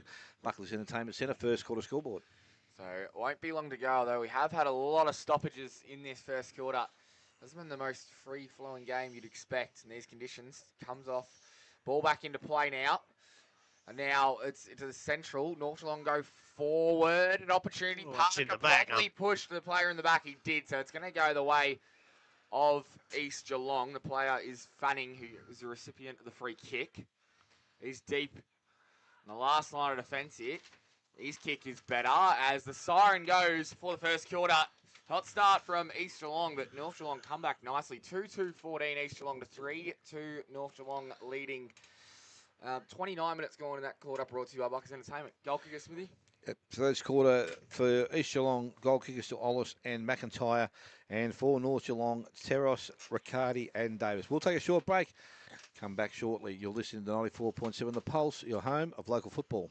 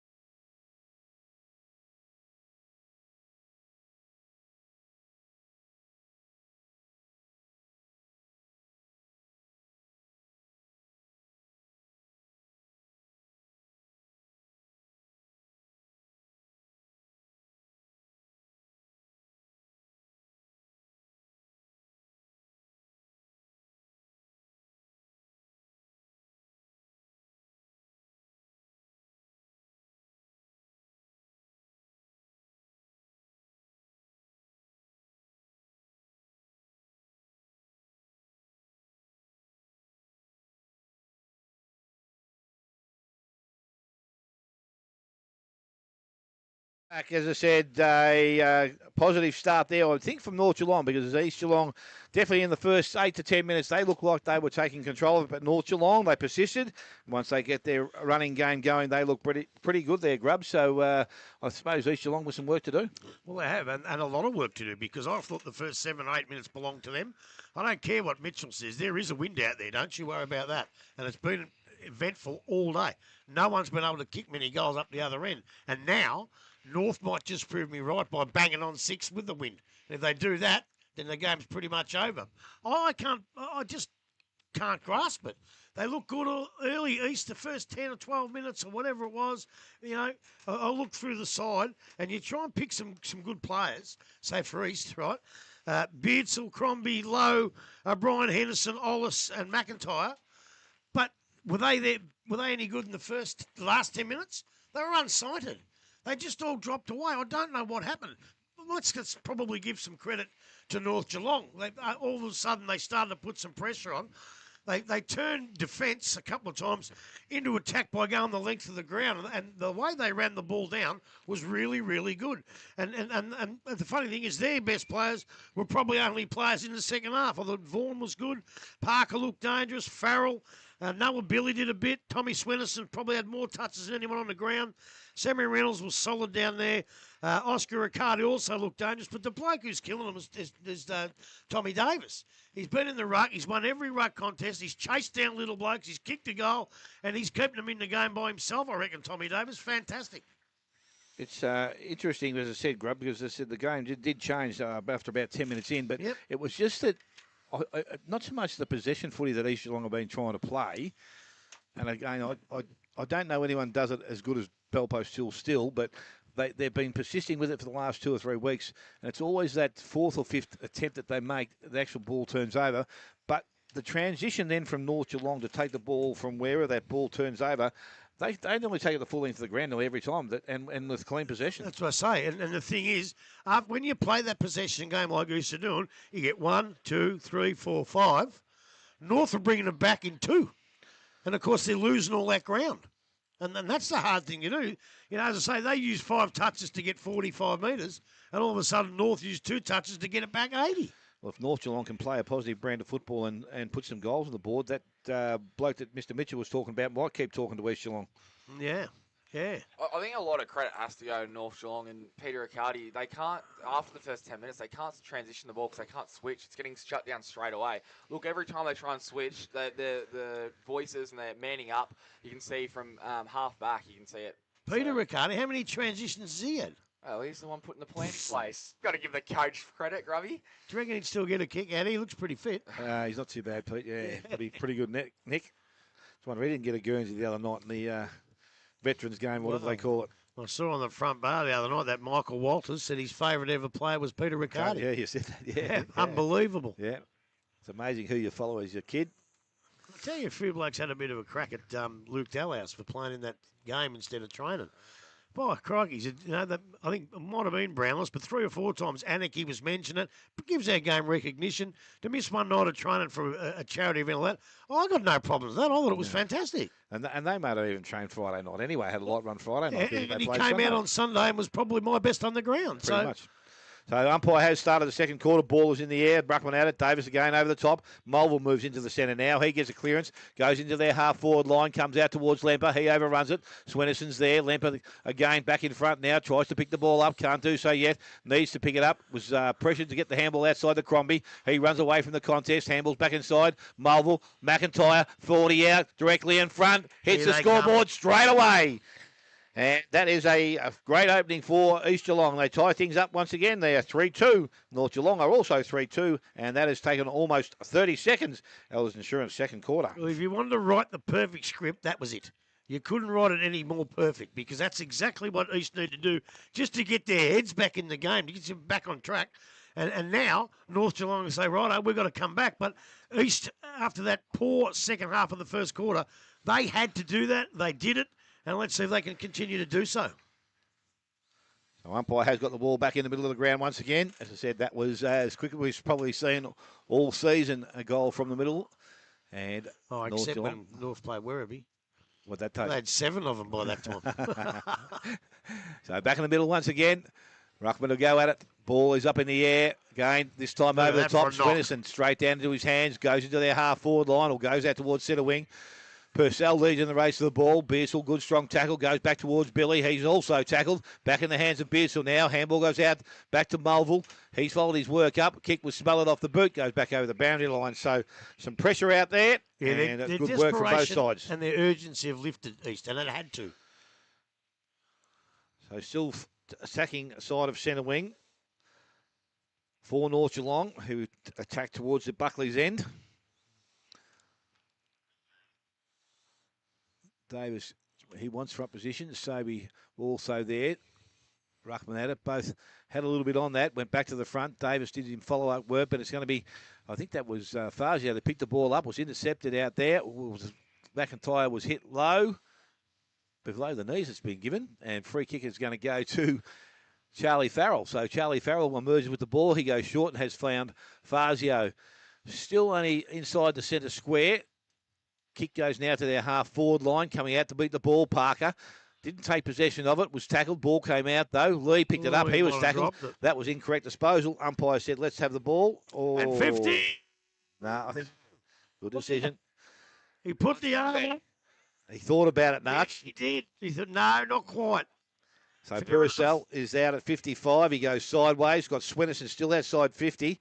He wants to go short towards the pocket. Fazio leads in that direction, and it's pretty easy when you're leading to Tommy Swinnison because you don't have to train stride. And he has taken a mark in the forward pocket and can go back and regain the lead for North Geelong. Wasn't a bullet-like pass, was it? It was just a... So let him come into it. So Johnny Fazio, he's only a 30-metre kick, but he's about only 10 metres from inside the boundary. So will take his best, but he is a goal kicker.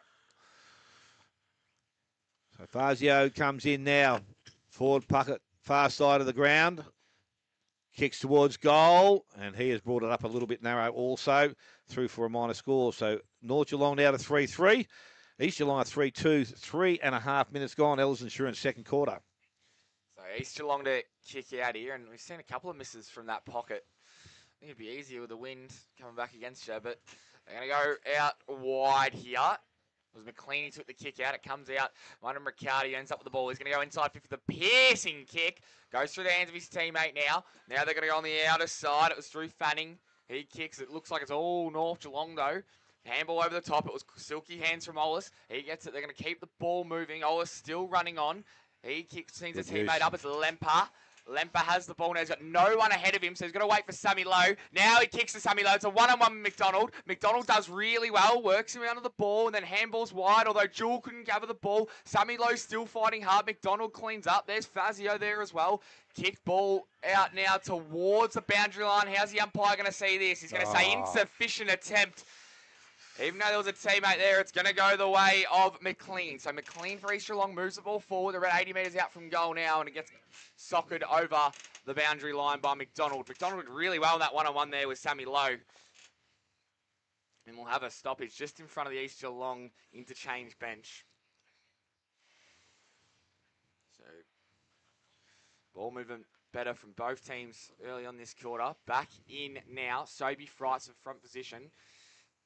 Over the top, Allsbrook gets the ball and then gets a kick away somehow. Over the top, the possession was taken and then tackled instantaneously. So we'll have another stoppage. Bit of a hobble up.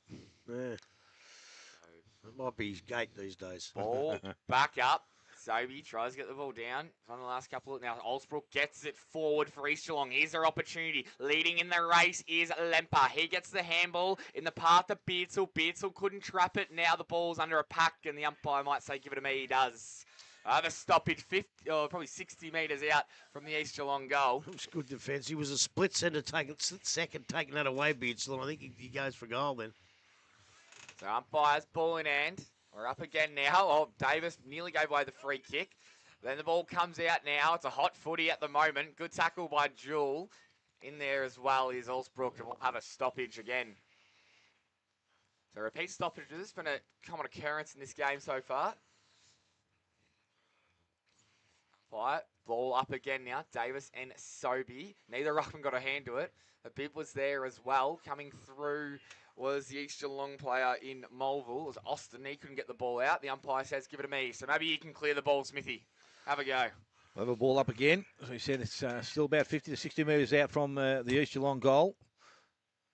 The number of players around the contest is going to take something special here, but Davis decides he'll do it himself. Picks the ball up and kicks back towards centre wing. Visitden's there. Good spoil out there. Seros brings the ball to ground. Dixon came through. Crombie picked it up. He's tackled. No prior opportunity. The umpires let the game go on now. Comes out into the hands of a bib, but he couldn't get clean possession. He's been awarded a free kick. It's going to come back. So free kick going to Mitchell Bibb, just the back end of the cricket pitch. And he can put North Geelong a little bit closer towards their goal.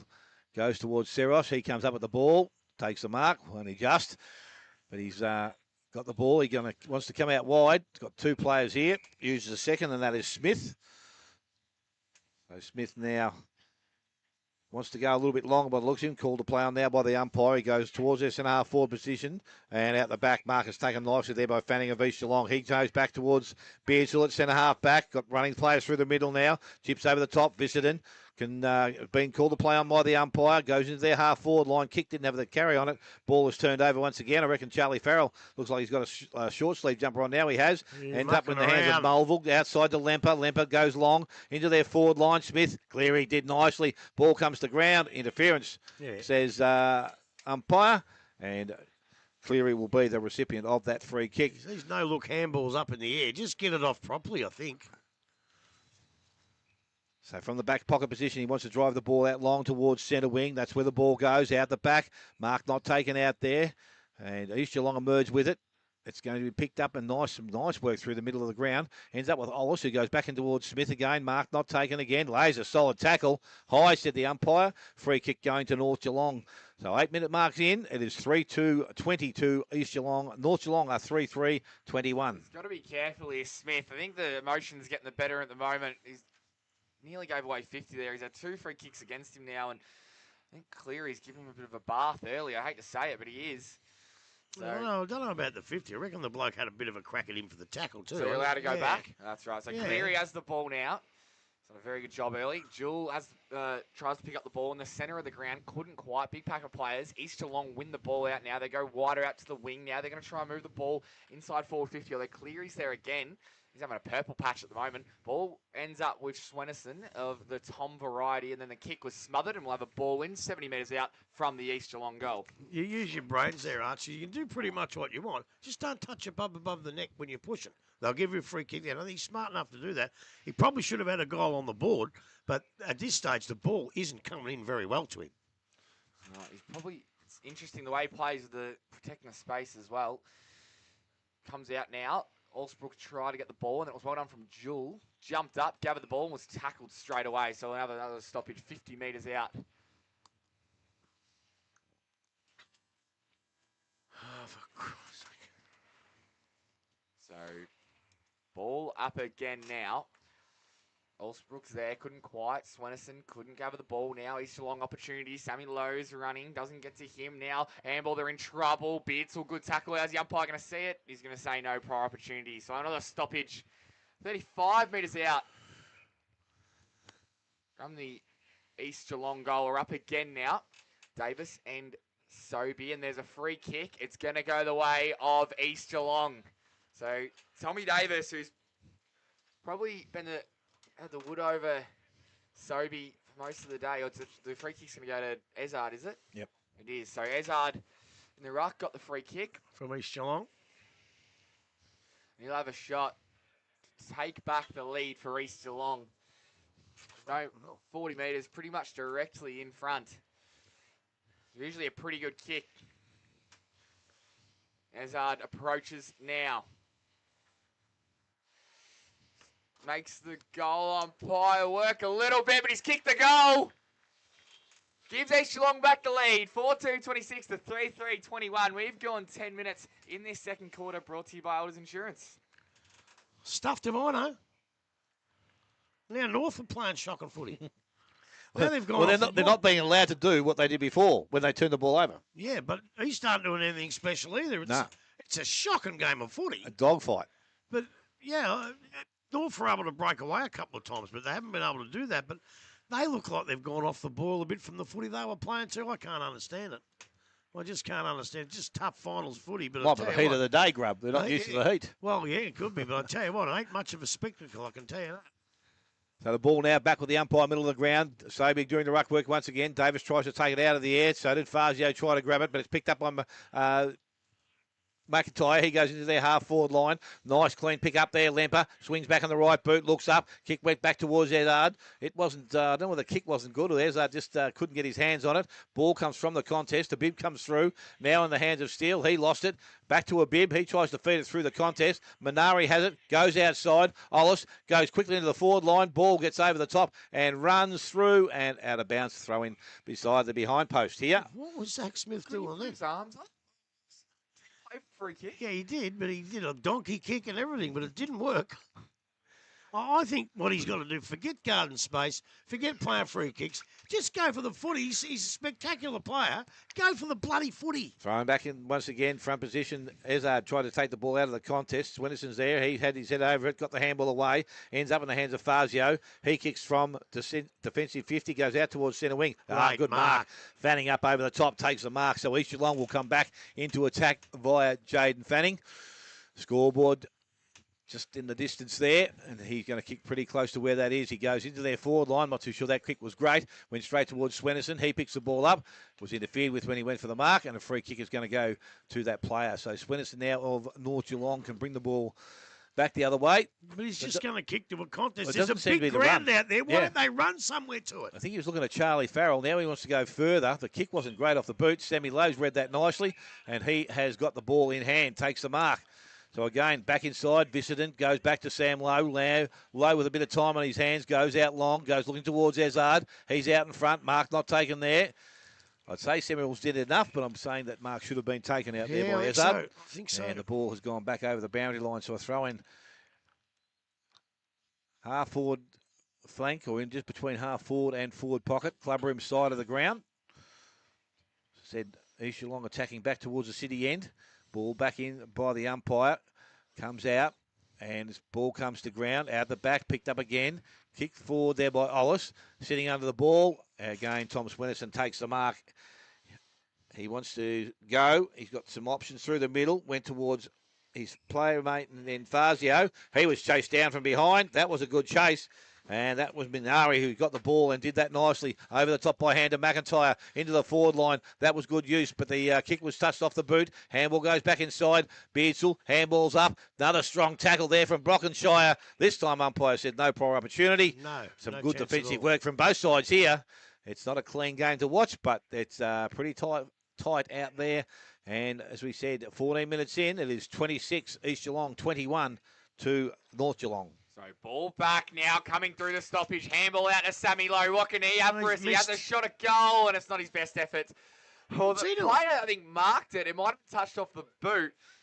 And because there is no deliberate rush behind in our league. I can't believe he did that. Sammy Reynolds just turned around and handballed it through. Must have been touched off the boot. He wanted to go back. Still can't believe he did it. It was a bit bizarre. So Sammy Reynolds now has the ball back in, and he turns it over to Lemper. Sammy. So Lemper now, be 50 out at least. He sees a target inside. McIntyre can't quite take the mark now. Opportunity for them still. Wide. It might have been Payne. Couldn't quite. Now he breaks the player away. Kicks in the path. No one can get clean possession here. Still a pack of players here, and we're going to have a stoppage 20 metres out from goal. And they had 3 or 4 looks at it, Grub. They just couldn't get a clean kick away. No, they can't. I've just got a message from a bloke who I regard as the coach of the year, the coach of the last 5 years, in Ronnie Pilgrim. He said, get Crombie on the pill. So ball there up. There you go, Ronnie. Ball up now. Ezard in the ruck for the time being, and the umpire is going to say, give it to me. So I'll have another repeat stoppage. So ball. You got a huge fan base out there, Grub. Now, it was out. An opportunity for McIntyre. If he can gather the ball, he can't quite. Fazio's there as well. Now got to defend gallantly is North Geelong, and they do. So it's going to be another stoppage. 45 metres out from the East Geelong goal. Lukey Parker looks like a trotter out there at the moment. Up again now. Ezard over the top, trying to find his teammate running through, and Brockenshire wraps the player in question up. So we'll have another stoppage. I'd love to know how many stoppages we've had so far in this game. I've got one stoppage for you. Up again now. I've got a stoppage in half time for the rest of the game. Oh, that might be a goal from Beardsall. It is, yes. Beardsall with a silky bit of play. He runs through, rows the ball, snap back, and kicks the goal for East Geelong. 5-3 now. They have kicked. And we have gone 16 and a half minutes in this second quarter, brought to you by Alders Insurance. Yeah, I might be stopping in at half time. I think I've got a lot of messages saying, what is this? What's going on here? It's a terrible game. But I tell you what, sometimes it takes a little bit of magic to get things going. And Jackie Beardsall showed us that then to get a goal. A couple of goals in front when we thought North were going all right. So I still can't probably understand what's going on here. It's hard to. But all I do know is North have got to get a move on. They haven't had it up this end of the ground for a long, long time now. And not only they've got to get it up there, they've got to kick a couple of goals. Neither side can just get their clearance and get the work outside, but it's been all played inside. I don't know whether it suits either side here, but let's hope we Certainly can... doesn't suit North. No. That's where they made their charge. Ball back in the middle of the ground. As we said, Sobey this time maybe gets the ball down. Goes back towards Minari. He can't take it clearly. Pass followed up. Jewel followed up. Little boot to ball was good. Outside to McDonald. Just needs a favourable bounce. Will he get one? He gets one, but Beardsley's right in his hammer. He tackles him, holds him up, and umpire will come in again. So another ball up will take place. Good position here. Half between centre wing, half forward flank. Labrum side of the ground, and again... North Geelong into attack, ball out the back goes over the top there, and Mulville gives it to Osbrook. Osbrook goes back towards centre wing. Mark not taken, ball hits the ground, comes back. Jasper George gets the handball off to Swennerson. Swennerson puts boot to ball, touched off the boot, and it has gone out of bounds. We will have a throw-in, which will take place pretty much on centre wing, club room side of the ground.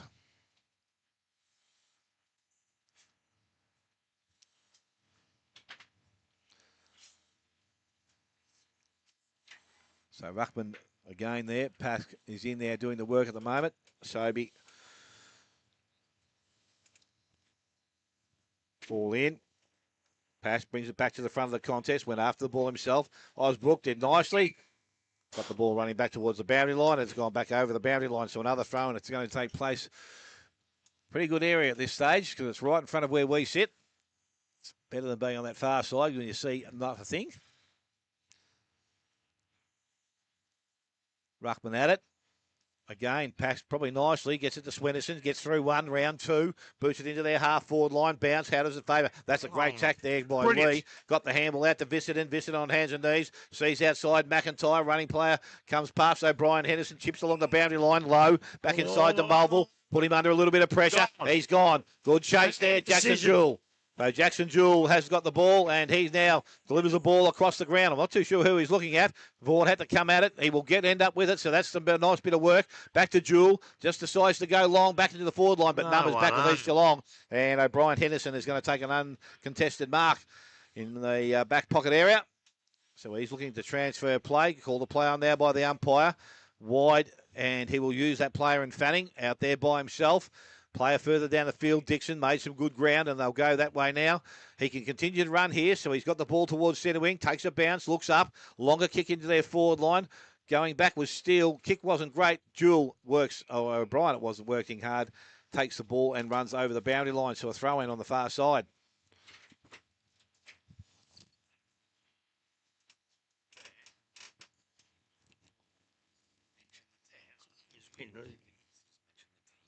Yep. So back in the ruck contest, ball back, and the umpire thinks is going to ask for that to be done again. Yes, they will.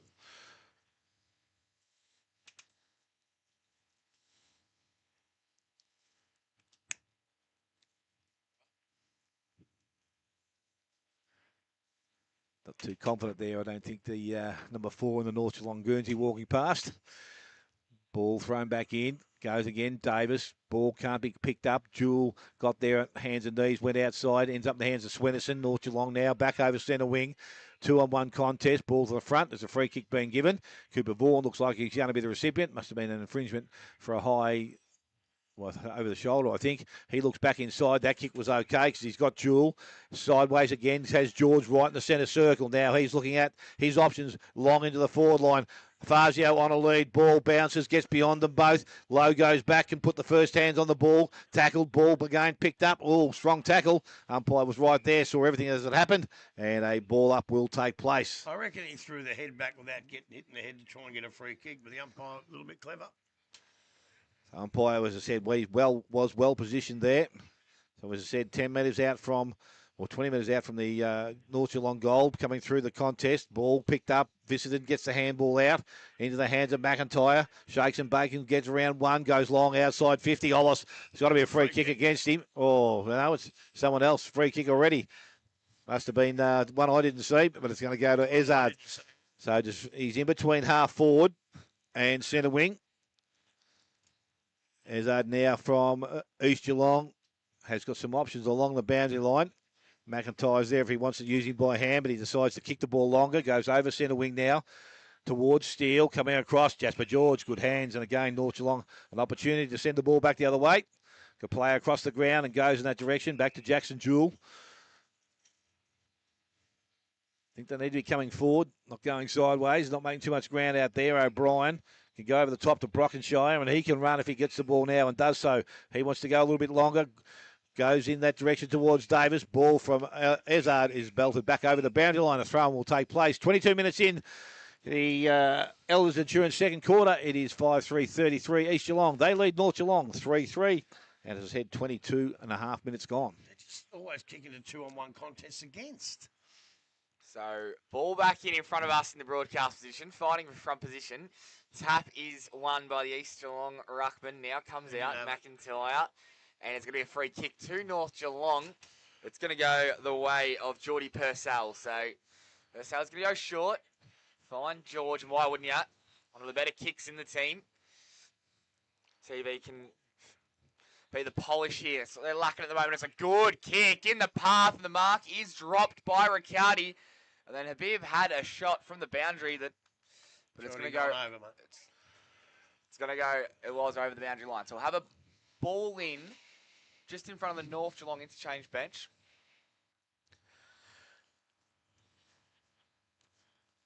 Both teams just lacking that last bit of polish at the moment in this one.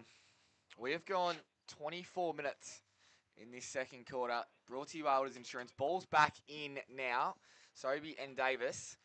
Ball one out now. Opportunity. Sammy Lowe puts it on the boot for East Geelong. Gets it towards the middle of the ground. Gets out of the path of Lowndes. And then McDonald did well winning it to Fazio. And then over the top to Jewell. If Jewell can gather, he's got some time. He lowers his eyes. And it's a good kick and finds Vaughan. So Cooper Vaughan now. Don't know if he's got the journey in him. You have to kick at 45, 50 metres.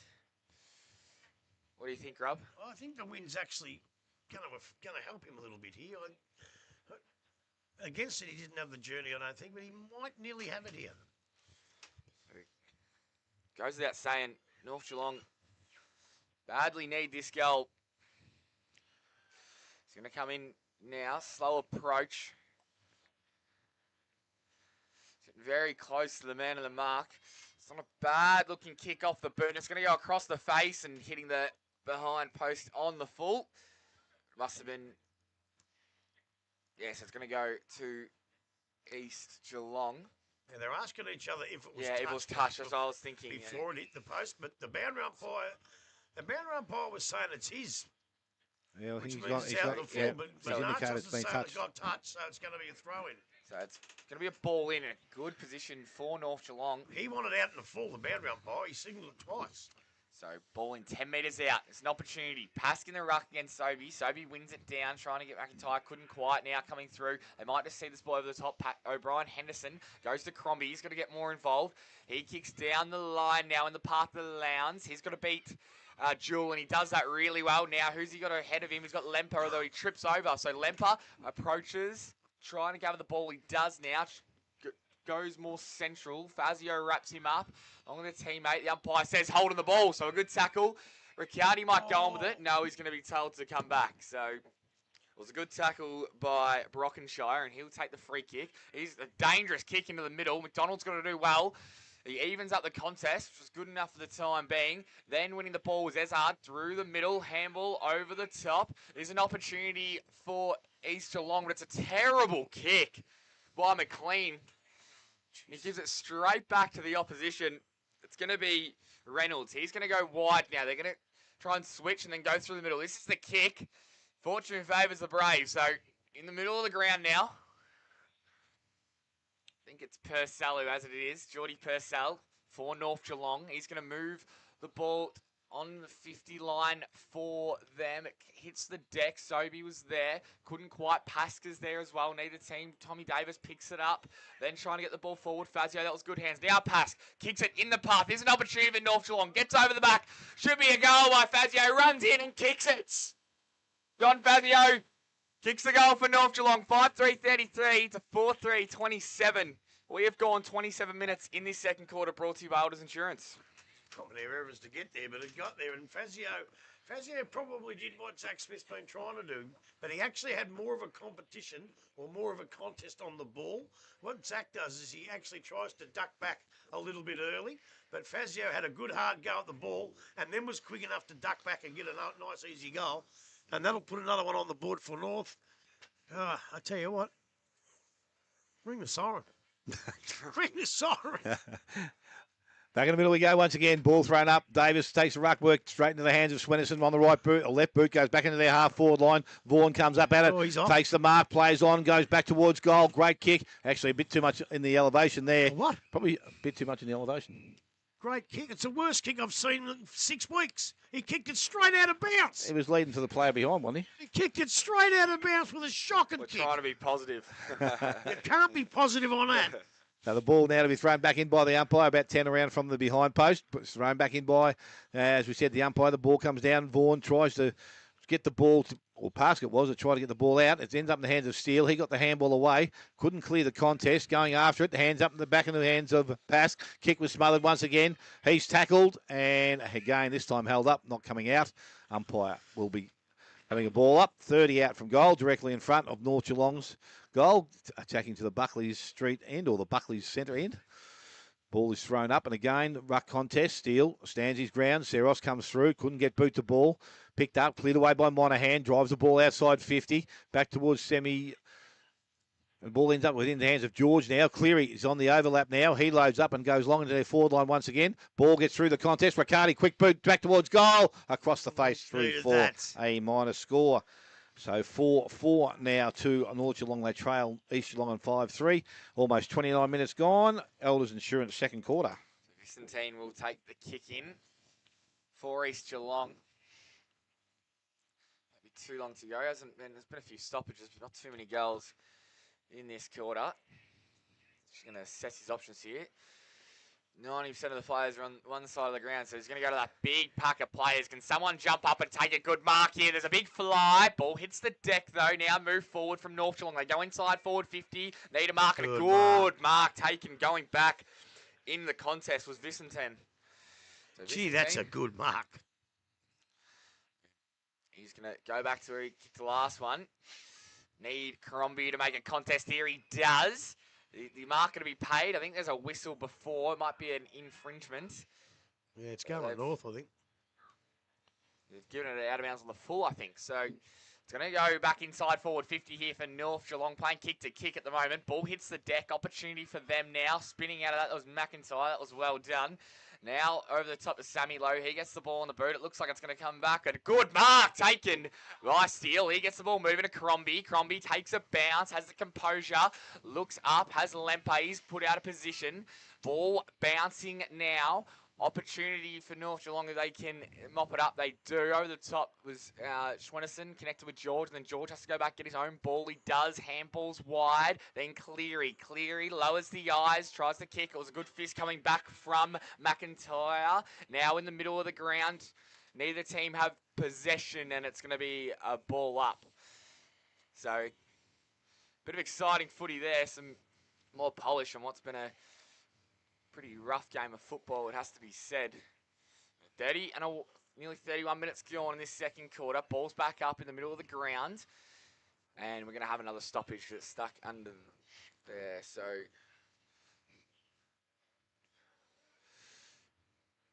ball in hand now. Davis and Steele in the ruck at the time being. And the siren goes for half-time.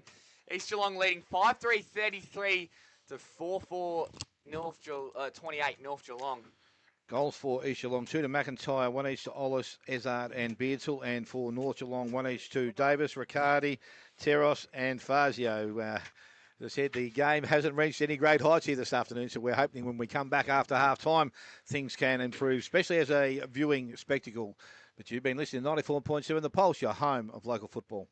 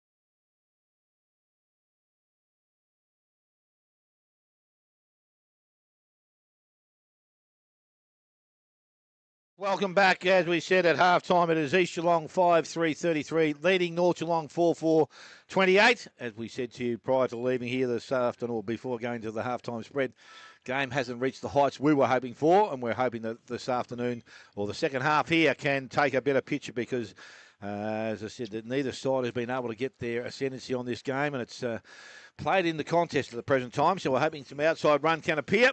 How do you go, or what do they do, Grub, or what does one side need to do, and how do they do it? Break it open. And a lot of the time, and from both sides, they take a market centre half back and they just kick to a pack. It's not the bloke with the footy. It's the blokes leading up. Run out to the side. There's no huge wind advantage that you have to stay to one side of the ground. Make a break. Make 2 or 3 years run at it. When they do come out here, they kick to 1-on-2s all the time. You've got to make a break and open up the game. Now, maybe one side don't want the game opened up. And I'm guessing that's probably East because North can run very well. But if that's the case, well, they're doing a good job. But you've got to break the game open and make it a bit of a spectacle because at the moment, it's not fun to watch. So you're exactly right, Grub. And speaking to a couple of people about this at the break, which was a great lunch provided by Geelong West. So thank you, Geelong West, for that.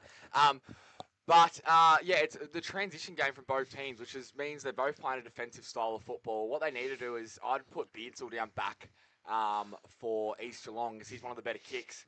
And he can hit that kick in the middle. And then Jasper George is the one for North Geelong to try and hit that kick in the middle and then open up the whole ground. Well, the other thing is, too, these live streams during finals give me the irrits. There's so many people watching that, they're all throwing in comments. And I tell you what, you blokes out there, if you want to have a crack at it, come and do it your bloody self and see how you go. You keyboard warriors. Like a smart Alex. So we've got some umpires about ready to start the play. As I said, all players now in position. And I reckon if North Geelong can open the game up, they might give them the advantage. But as I said, to their credit, East Geelong are in front. Ball is thrown up. This time ball from the ruck contest out to Mulville. Mulville now puts the ball back into their half-forward line. So East Geelong move into their attack. Nicely done there by O'Brien. Got the handbag inside the Farrell. Put him under a bit of pressure. He was tackled straight away. No prior opportunity there. So the umpire is going to come in and take possession of it. There's some thick bandaging around Luke Parker's hamstring. Yeah, no, I think he's done and dusted. You won't see him again, I don't think, today. So the ball is thrown up and again, ruck contest. Davis goes after it on ground level, but can't pick it up. Osbrook's under there now from East Geelong. He tries to emerge with it. He came out, then dropped the ball. Now it's being held up. Umpire, good call. Quickly get in there and start things again. You can tell by the body language of Parker that it wasn't good from the start. So again, ruck contest, far side of the ground. Ball down towards Sweaterson. He can't take clean possession. Went after it again. Tries to get through the contest, and umpire says he let it go. So incorrect disposal, said the umpire. Free kick going to Mulville of East Geelong, and he will take possession of it. Goes over the top towards McIntyre on a backward pedal. He can't take clean possession. Habib cleans up, and he drives North Geelong back with a fine kick towards Riccardi. Geez, he trapped that nicely and got on the left hand. Inside he goes to Swennerson. So North Geelong from now, centre wing. That's a kick with a 9-iron there from Tommy Swennerson. Ball goes as high as it did long, but it's got some distance. Now it's going to be turned over from O'Brien Henderson. He comes back outside, goes towards Lowe. That was a nicely weighted kick because Semi Lowe just took that heading back towards the boundary line, and he didn't have to change stride. So Sam Lowe now, defensive side of centre wing for East Geelong. He's going to look to put the ball further down the field, and he does so now. Longer kick, a 2-on-1 situation. Jasper George up in front. Ezard does the right thing and brings the ball to ground and over the boundary line, so a throw-in will take place.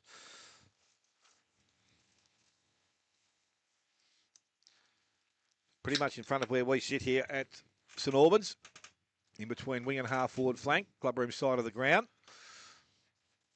It's thrown back in now by the umpire, and again, Davis gets the ball down, only as far as Osbrook. He's tackled, and it's going to be, I'm not too sure whether he had prior opportunity there to get rid of it. He did throw himself.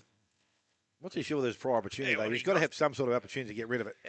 He had none that. So Jackson Jewell delivers the ball back inside the middle of the ground. Marcus taken out there by Vaughan. Vaughan's got a player out wide, so North Geelong can run and carry now. Out towards his teammate in Smith.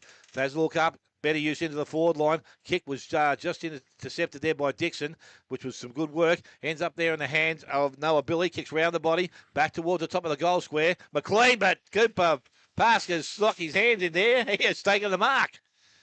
Gee. He has plucked it out of McLean's hands there, I reckon. You know, in defence, you always say punch. But I think McLean thought, this is mine, no worries. And I thought he got to mark it as well. And somehow he took it out of his hands. That was brilliant. So Cooper Pask is a good start here for North Geelong. Will regain the lead with a accurate kick. Comes in from about only 15 metres out. Kicks that goal. And he directs that straight through the middle. His first of the afternoon sees North Geelong put their fifth on. They are 5-4. East Geelong 5-3. And we have gone just over 3 minutes. P&R Foods third quarter. That's what we opened the game up a little bit. They went down the outside wing. There were one or two ordinary kicks in there, but they managed to get it down. And again, that was an unbelievable mark because it looked all money. It was going to go to McLean. So took out of his hands. Great mark. Nice straight kick for goal. And it puts them back in front, the Maggies. And I don't think if he did that again, I don't think you'd tell McLean to do something different because he was in the right position to mark it. He just the only thing you can probably do is turn your body and protect the ball from the incoming attacker. But that's not easy to do. So umpire has the ball in the middle, balls it up. North Geelong have regained the lead. Out of the middle, Habib. Try to get it out to Jewel. He did. Habib taps on forward to Swenison. Is he going to gather the ball? He is. A good kick going inside forward. 54 North Geelong. Can he find a teammate? He can't. Pasca's there as well. The mark was dropped by the East Geelong defender. Now Swenison's going to have another crack on his left foot from 45 metres out, just to the far side. So 5-3-33 to 5-5-35, and Swenison's starting to get on top around the midfield. So they're going to go quickly. I think it was Payne. He took the ball out for East Geelong. They're going to go in the path of Ezard. It gets past him. Now there's a free kick. It's going to go to North Geelong. So early momentum in this third quarter to North Geelong. They've got the ball 50 metres out. They're going to go to the top of the... They're going to go wider. Wasn't a good kick at all. Minari might mop up. He's got Swenison on his tail. Swenison wins the ball now. He gets tackled by Sammy Lowe. Just gets rid of him and then handballs into the path. It gets turned over again. It's going to be an opportunity for East Geelong through Mulville. He gets the ball out to McIntyre. McIntyre kicks it down the line and Ezard's going to take the mark. So just true centre wing here. East Geelong have the possession of the ball, and they're going to send it down. They've got Smith forward, Steele, and Lemper. He's just going to put it on the head of Steele. He's got to beat 3, and it was not a good kick in the end. Jasper George eats those for breakfast. He goes in the middle, finds his teammate in Jewel. They're going to go the switch. This is better ball movement from North Geelong. This is Cleary. He's going to go wider and find the dangerous Smith. So Smith is going to go back in ball. This is a dangerous kick. It's got to be pinpoint perfect. It's not. That's what happens when you turn it over in the middle of the ground. Now Crombie bounces, loses the ball, gains back possession, has a shot at goal. Misses. Did everything right except kick the goal. They're now 5-4-34 to 5-5-35. We've gone 6 minutes in this third quarter, brought to you by P&R Foods. Zach Swenison brings the ball back in North Geelong now into the back pocket. George has taken the mark. So he delivers the ball further along the boundary line, goes to O'Brien. He's up, takes the mark, so they move the ball nicely outside defensive 50. Short towards Brockenshire. Did he reach? Out in the full. Tell you what. Umpire has called it. So it goes back to East Geelong now. So back in the hands of Ezard. McLean over the top. That kick wasn't great, but it's going to work because I didn't even see Sammy Lowe along the boundary line. Outside 50, wants to cross back towards the centre-half forward position. McIntyre in some space now. Plenty of time to weigh up his options. Looks to the far side of the ground. Smith on a lead. That is a good lead. That is a good kick also. And Zach Smith with an opportunity again to put East Geelong back in front. And he's got to go back and kick it. I said it in the first quarter we had a chance, and he's hardly touched the ball since. Kick this one, son. Kick it, get the confidence up, hit the front, and get the momentum back with the East Geelong. So again, distance won't be any problem here. Zach Smith coming in now. Good steady approach. Plenty of time. Kicks that goal. And he has missed again to the left-hand side. So we tie things up once again. 5-5 apiece. Both North and East Geelong. P&R Foods third quarter. We have gone 7.5 minutes. We ain't coming back next week.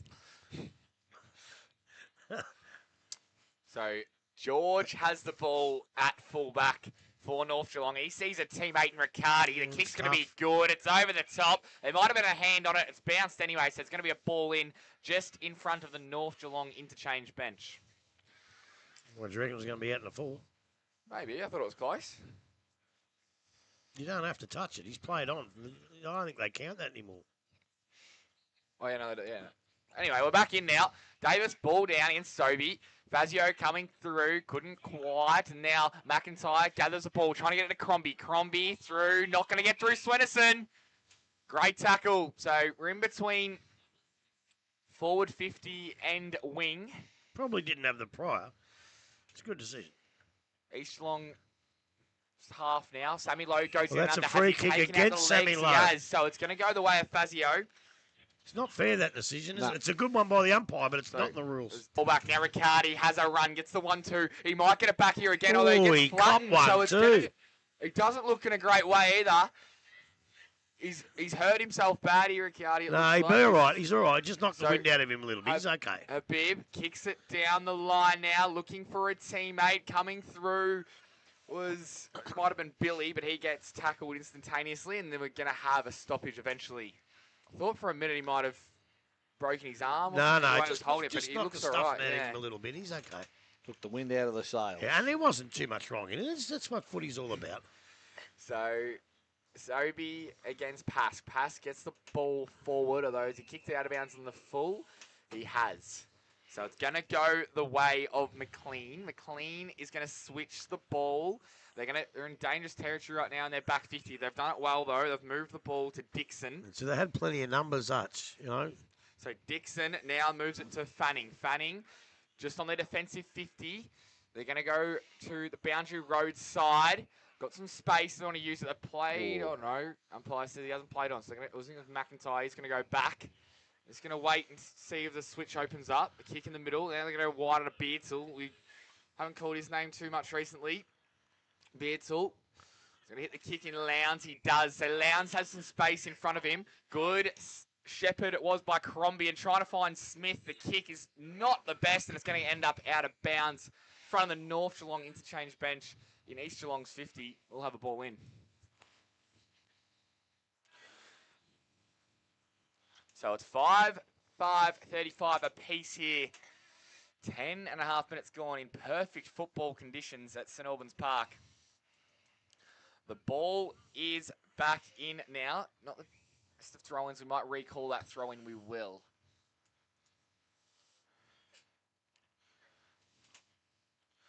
So, evenly poised game at the moment.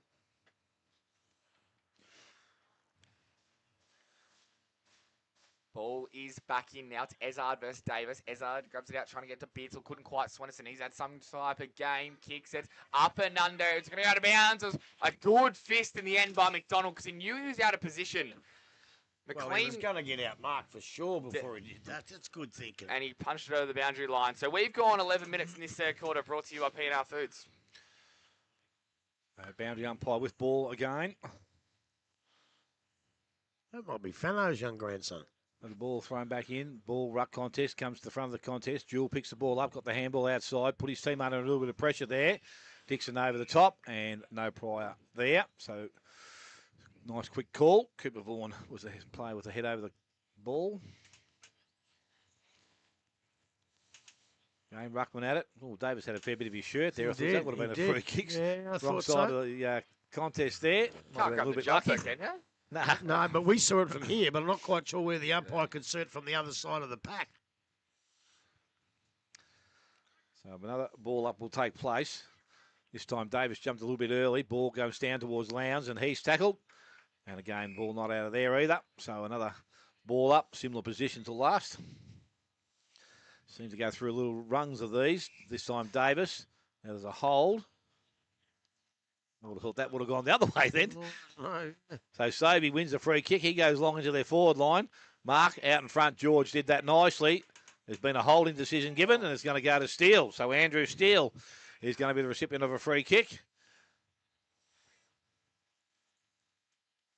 I like that from the young umpire. He didn't coughing a little bit from the crowd. He's just laughing. I like it. I just want them to get the decisions right. I don't care about the ground. And I'm not saying it wasn't, but that's what all they got to do. So Steele now. And they've done pretty well today. Yeah, Yep. well. Kick of about 30 metres. Chips at the ball. It's gone across the face. No, it hasn't. Umpire says it's okay. Back in the middle he comes. It's a goal. So, East Geelong now to 6 goals, 5. They lead North Geelong 5-5. We have gone 13 minutes. P&R Foods, third quarter. Well, I tell you what, Smithy, you're 63 and blind, and I'm 63 and just as blind, because I thought that was going across the face. I didn't realise it, and it didn't come back. No. It went straight through. A magnificent goal from Steele. Hasn't done a lot today, but by gee, that's going to help him a fair bit, because in a real tough encounter, you get your better players to kick one or two, and that could be the difference. Beautiful kick. I like to move a Beardslaw on the wing as well. I mean, a good link player from half back to half forward as umpire does have the ball in the middle now. As long as they play through him and open it up, I don't mind it either. So Sobey versus Davis for most of the day. Davis done pretty well, but Sobey's fought back. Now Fazio gets the handball over the top to Habib. Habib goes inside forward, 50 for North Geelong. Ball bouncing. Riccardi gets wrapped up straight away. Didn't have the ball. Now the North Geelong players wrapped up and we'll have a stoppage. 60 metres out, boundary road side of the ground. So 6-5-41 plays 5-5-35. Ball's up again.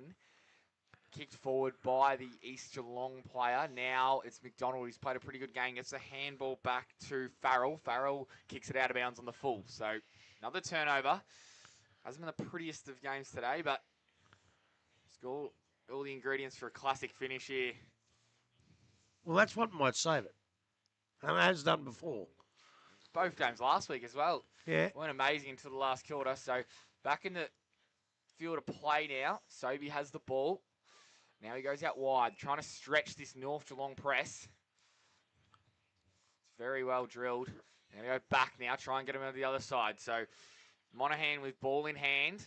It's a dangerous kick, trying to find his teammate. He does in Vicentine.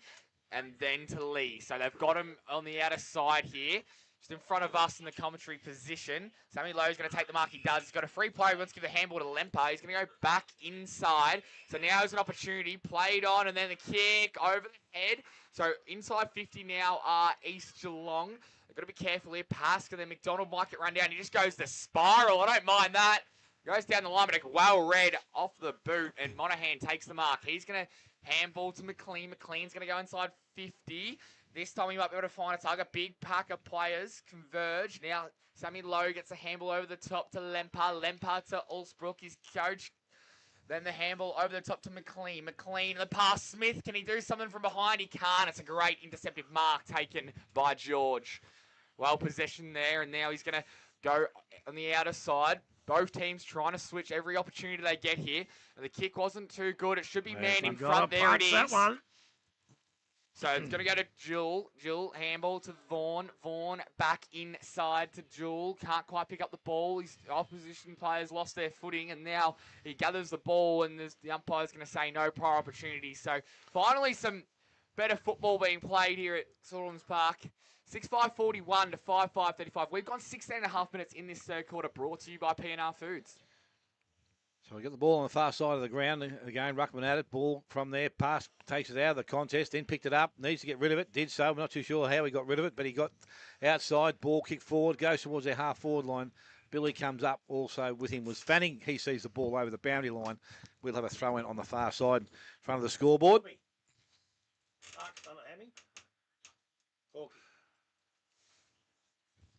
So he's got the umpire with ball, as I said, right in front of the scoreboard on the far side of the ground. It's thrown back in. Sobey looks like the only ruckman to get to that contest. Comes out the back towards a bib. He runs, plays on now. Kicks low and flat into the forward line. Ball does not mark down there. So North Geelong with an opportunity. Umpire, I thought I heard a whistle then. Ball kept going. Fanning, he kicks the ball and goes back to centre wing. George up again. That's a great mark. He's taking a lot of marks, Jesper George, for the North Geelong side. Well, that's 50. Oh, it is. Yeah, he spotted it. I'm not sure if he 100% mentioned, but it's 50. He nearly held it out in front of him, wanting him to tap it out of his hands. Yeah, well, instincts sometimes take over. Yeah, it's a Just a pretty decent 52, so yeah. he's gone from centre wing. He's only be 20 metres out from goal now, It's a and pretty almost big directly penalty. in front. It's a pretty big penalty for such a little offence that Yeah. you probably didn't mean. But anyway, that's the rules. Don't know whether Jasper George has kicked too many goals during the course of the season, but he has an opportunity here to tie things up again. So George now, as I said, kicking from about 25 metres out and almost directly in front of goal. Comes in, kicks at goal. He's way offline there. Didn't even look close there. Through for a minor score. So East Geelong remain at 6-5. North Geelong to 5-6. And we have gone 18 minutes. P&R Foods third quarter. You had your doubts, didn't you, when he first got it? A little bit. Yeah. So McIntyre out, takes the mark. Going to go inside to Sobey. That's why you're one of the best, Smithy. Down the line, over the top, the fly. And it was a mark paid. It's not to Dixon. It must have been touched before. Gives the handball back to Kurumbi. He's tackled and it's holding the ball. So momentum with North Geelong at the moment. They're going to go forward here. Good opportunity for them now. Here's Fazio in the path of his teammate. It's a big fly. No, the mark is dropped.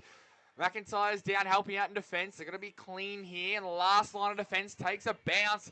Has a go. Arches his back straight up the middle of the ground. Smith's going to have to fly. He's got to beat two. Smith keeps his feet. It's Smith versus Cleary.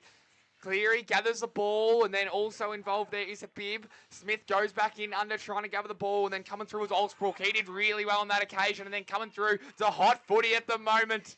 Now Sammy Lowe has an opportunity coming through. Also did Fazio. No one can gather clean possession of the ball, and it's wrapped up under there. It's still alive, the football. Now it might have been Payne trying to get a handball out. Couldn't quite. Needs some Vaughan, and then Swennerson. Handball to a teammate in Habib, and then Smith out wide. They've done that really well, North Geelong. Now they have the ball. True centre wing. It's with Fazio. So he looks up at his options further afield. Yes, Seros, if he wants him, he's not going to go in that direction. It might get over the back. And now they're going to might see the ball over the boundary line. How's the umpire going to see that? Ball up. It's going to be thrown in. It's going to be a throw in on outer side of the ground, probably 40 metres out from North Geelong's goal. You just see the pressure in this game. It's just ramped up a little bit. So, ball in hand. Next goal is huge in the context. So, Davis gets his own ball and then handballs in the path to Tommy Swennerson. Couldn't quite. Crombie's there as well. Swennerson. Oh, great tackle! Yeah, Sammy Lowe. He was going to swing onto his left there, Tommy Swennerson, and have a shot.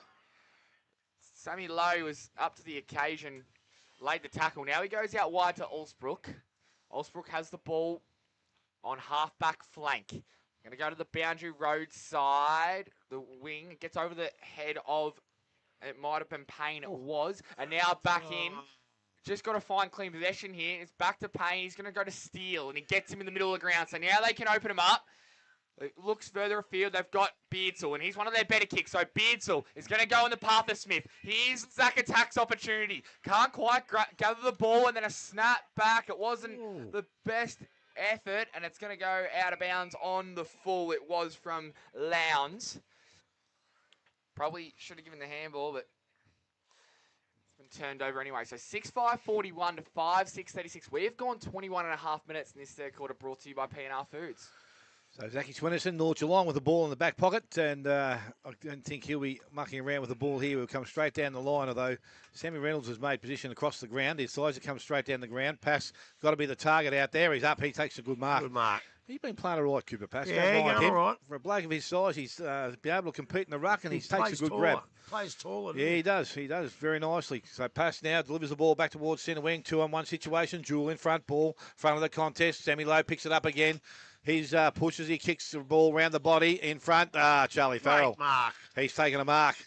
He might have been a bit soft from the last hit up he had, but Oscar Riccardi ball gets at the back of him. A ball in the hands of Ezard. Ezard goes over the top. Steele looks up. Low flat kick into the forward line. Kick was touched. Well, wasn't it touched? I thought it was touched. Let it come off the boot, but it doesn't matter. Zach Smith, another opportunity here. And he can put the game out a little bit further for East Geelong, and I think at this stage of the game, a goal is required. Wow. Absolutely required. Well, I'm saying nothing because I've said it twice, and he's let himself down a little bit, so just kick this one, son. I reckon Charlie Farrell copped one too in that last contest before that. So Zach Smith now will come in, looking at East Geelong's 7th goal of the afternoon. It will be his first. He's had a couple of goes at it. So he comes in, kicks that goal, and I reckon that's offline as well. Doesn't look like it. He's got his left boot and his right foot, and his right boot and his left foot, I reckon. So he's got 3 behinds. And East Geelong now to 6 goals, 5-6. North Geelong, we have ticked over almost 23 minutes. Peanut Foods, third quarter. Just What was that? What? He's got his left foot in. He's got his right foot on his left What are you boot. doing? The hokey pokey. Yeah. Well, I think Zach Smith is. Hokey pokey. He needs. I don't think he's put his boots on the right feet. so hasn't been his day in front of goals, Zach Smith, but Maybe the colour's not working can for him. still be the game changer late in the game. North Geelong now go out wide, and the ball ends up with Ricciardi. This could be the game changer, this bloke.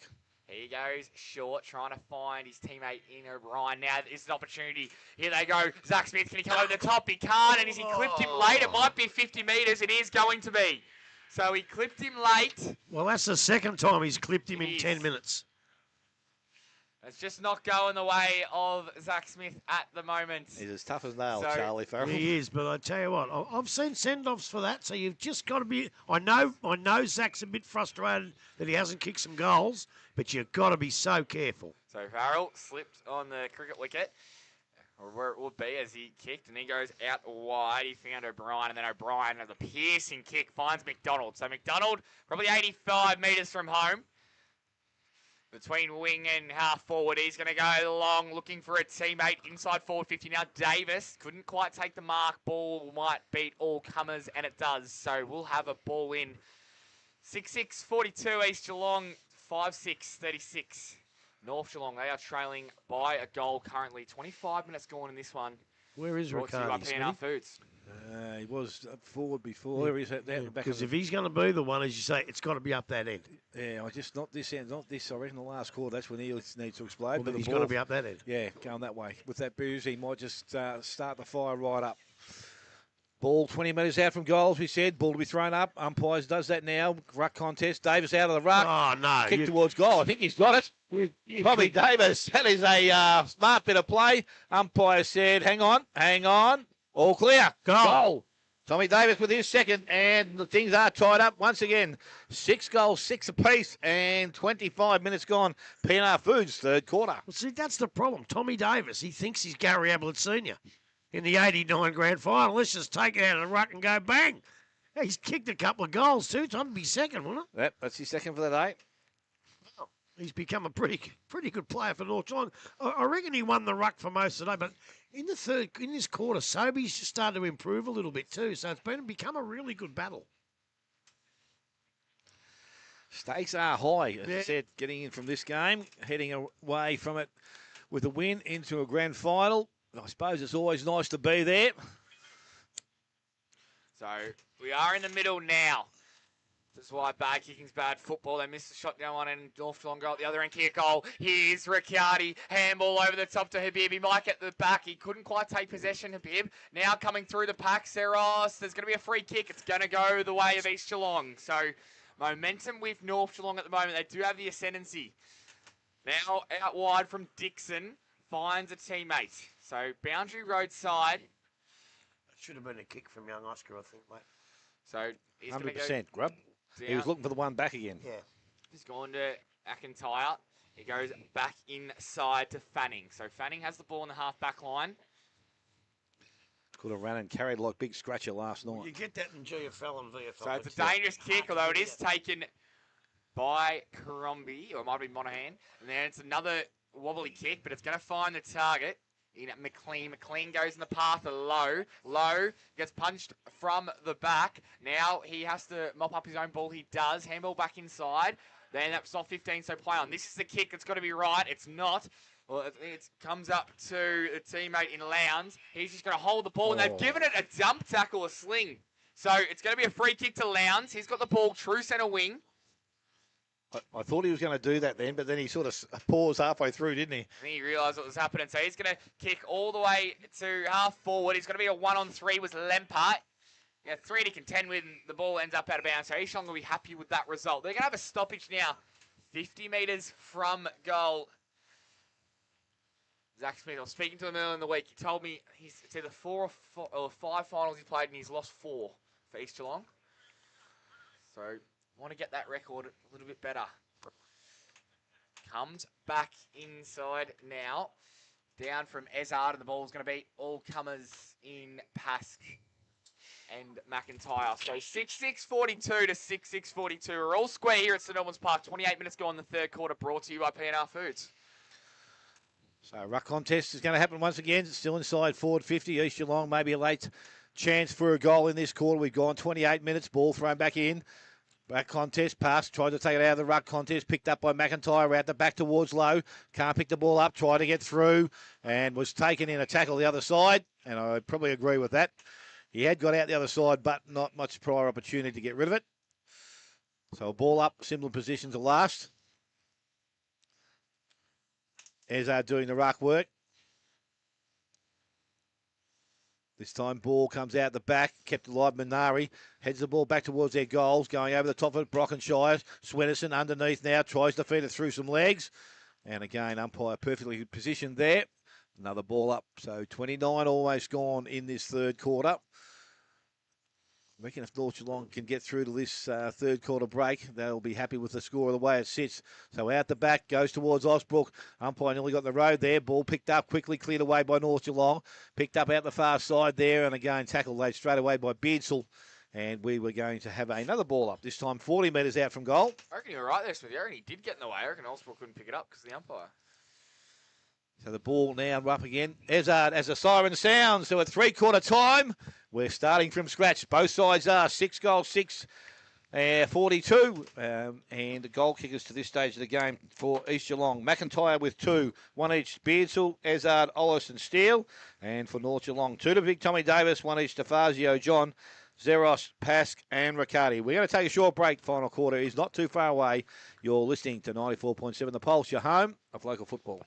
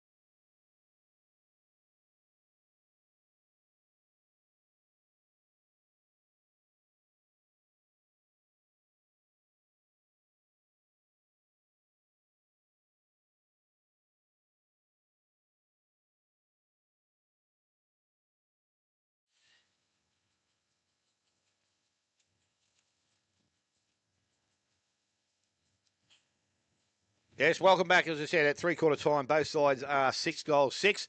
And basically, we can start from scratch here. As I said, neither side, from my point of view, look like they want to get into a grand final. They need to try something a little bit different. Let's hope it happens in the last quarter, Grub, because to date, it's been a pretty... I don't know what the word is, but it's been a pretty low-scoring affair, but not a good game to watch. Right. So all right, we've stated that, and I've obviously said it a few times, right?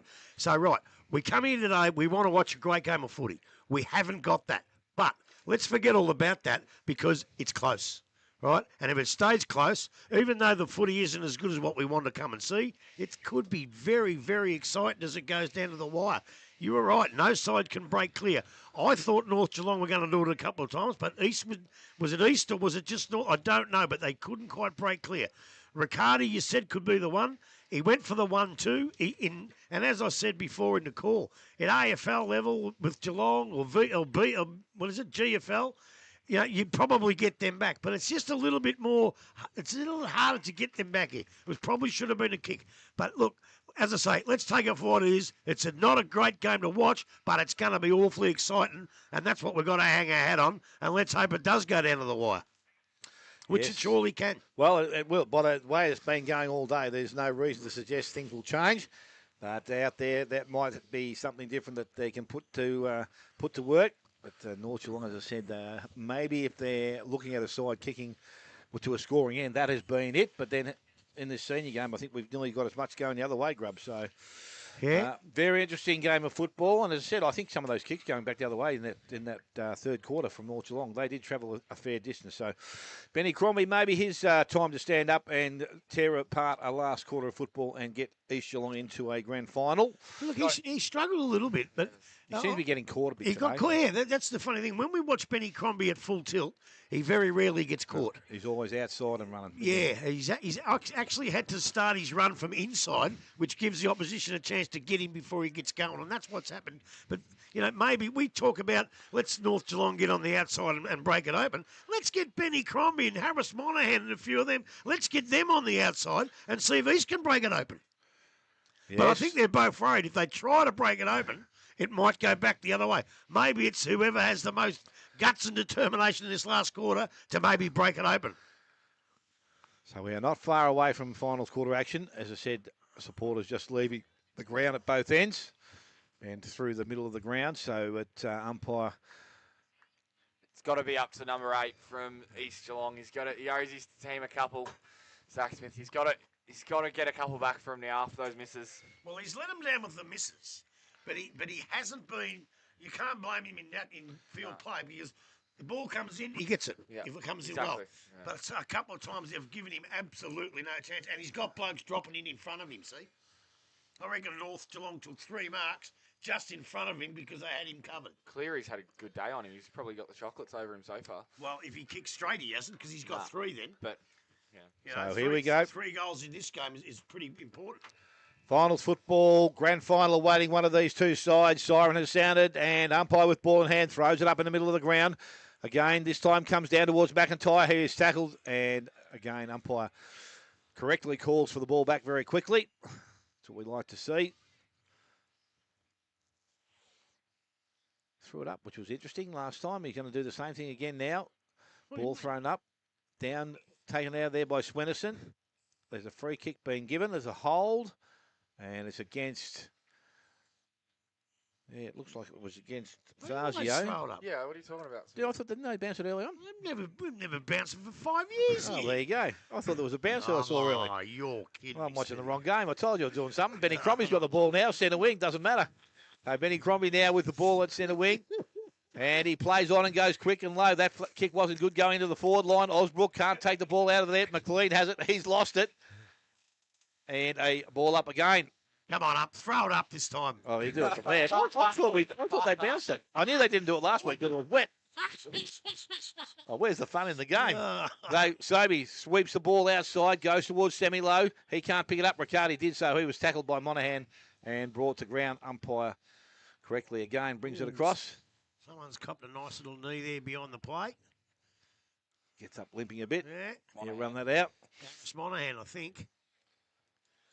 So it's thrown up again once the ball was there. Davis up over the top, comes out. Fazio forced his way through, came out the other side, didn't have the ball. Dear, that was a quick handball. Either that or a flick out there, I'm not too sure. Seros is in there. He's been held up. Jackson Jules over the top. Fazio looks like he's got a bit of cramp. Back in the hands of Swenson. He didn't have the ball. Free kick going to Tommy Swenson. So opportunity here for North Geelong. Defensive side of their centre square, and he decides to transfer. Play goes long, outside wide, out towards Vaughan. Oh, he did that very well. What a mark. Took a good mark. Because he was 2-on-1 if he did. So the ball now. Vaughan now tips the ball, goes short. Riccardi comes up at him and he takes the mark. So again, still a kick and a half away from goal. Goes long into their forward line. Goes out towards O'Brien Henderson. He attacked the ball. Ball is picked up. Handball goes outside to Fazio. Tried to feed it further afield. Couldn't do so. Went after it again. And the ball back over the boundary line. A throw in on the far side. So they've taken the ball from back of the centre square to their half forward line. Looks like Monaghan's playing a run-with role as well this last 2 quarters with Riccardi. And the word is Lukey Parker's got a corky, not a hammy. So the ball now thrown back in, so a bit of treatment tomorrow morning, and he'll be right to go hopefully next week. Jackson Jewell tries to force his way through. Kenny picked the ball up. Good smother. Fanning. Ball again cleared away by McLean. Ball comes back outside 50. McDonald runs in the race for the ball and gets it. He looks back inside. Has 2 options. Put the burst one in there. I think that wasn't the best option. Charlie Farrell couldn't take the mark. He's got support. Davis runs, kicks long from outside 50. Goes towards Fazio in the pocket. He can't trap the ball and it runs over and we will have a throw in. 3 minutes in. Final quarter. It is still 6-6 apiece. Morris Finance final quarter scoreboard. I wanted them to break the game open, but I still don't think you should go into the corridor 2-on-1 like that. They were lucky to get out of that again. You're going to go corridor further down. I've liked that battle between Sammy Lowe and McDonald today. It's been a good one. The ball's back in now. Pax versus Sobey. McIntyre. Silky through traffic. And then it came out to McLean. And McLean sees that ball out of bounds on the full. Oh, that's a one-hander. Tommy Swennison's trying to claim the mark of the day there. So figure out who the ball's, the free kick's going to go to. Now, coming into the middle of the ground, it ends up with Smith. He goes down the line for North Geelong. Comes out to McIntyre. Gathers the ball now. Trying to get rid of Jewell. He does. Then handballs back in to Lee. Lee gathers the ball and's happy to see it over. So we'll now have another ball in 30 metres out from North Geelong's goal. They're pressing. 6-6 apiece. With 4 minutes gone in this last quarter, brought to you by Morris Finance. And who's going to strike first? Ball back in play now. Sobey down, running through his Fazio. Couldn't quite gather the ball and then taken. Did he have possession? Umpire said yes. And then Allsbrook lays another tackle. So we'll have another stoppage. Tommy Davis in front of us in the broadcast position playing extra man behind the ball here. So back down, Sobey. Players gone down. Someone's caught one. Seros maybe. And then they've gone back in. It was Pass. So now coming in past with Zach Smith. He just tried to tap the ball instead of grab it. And then he soccers it. So hasn't gone his way today. Allsbrook's played pretty well. He gets the ball trying to get it to Crombie. Smith's still battling away. Creary's done a good job on him. And then he gets thrown off the ball. Umpire's not going to fall for that, Zach. And then caught up with it is Hazard. And there is no prior opportunities. So it's going to be a ball up in front of us. Where's Pask? Great. Is that him just out there?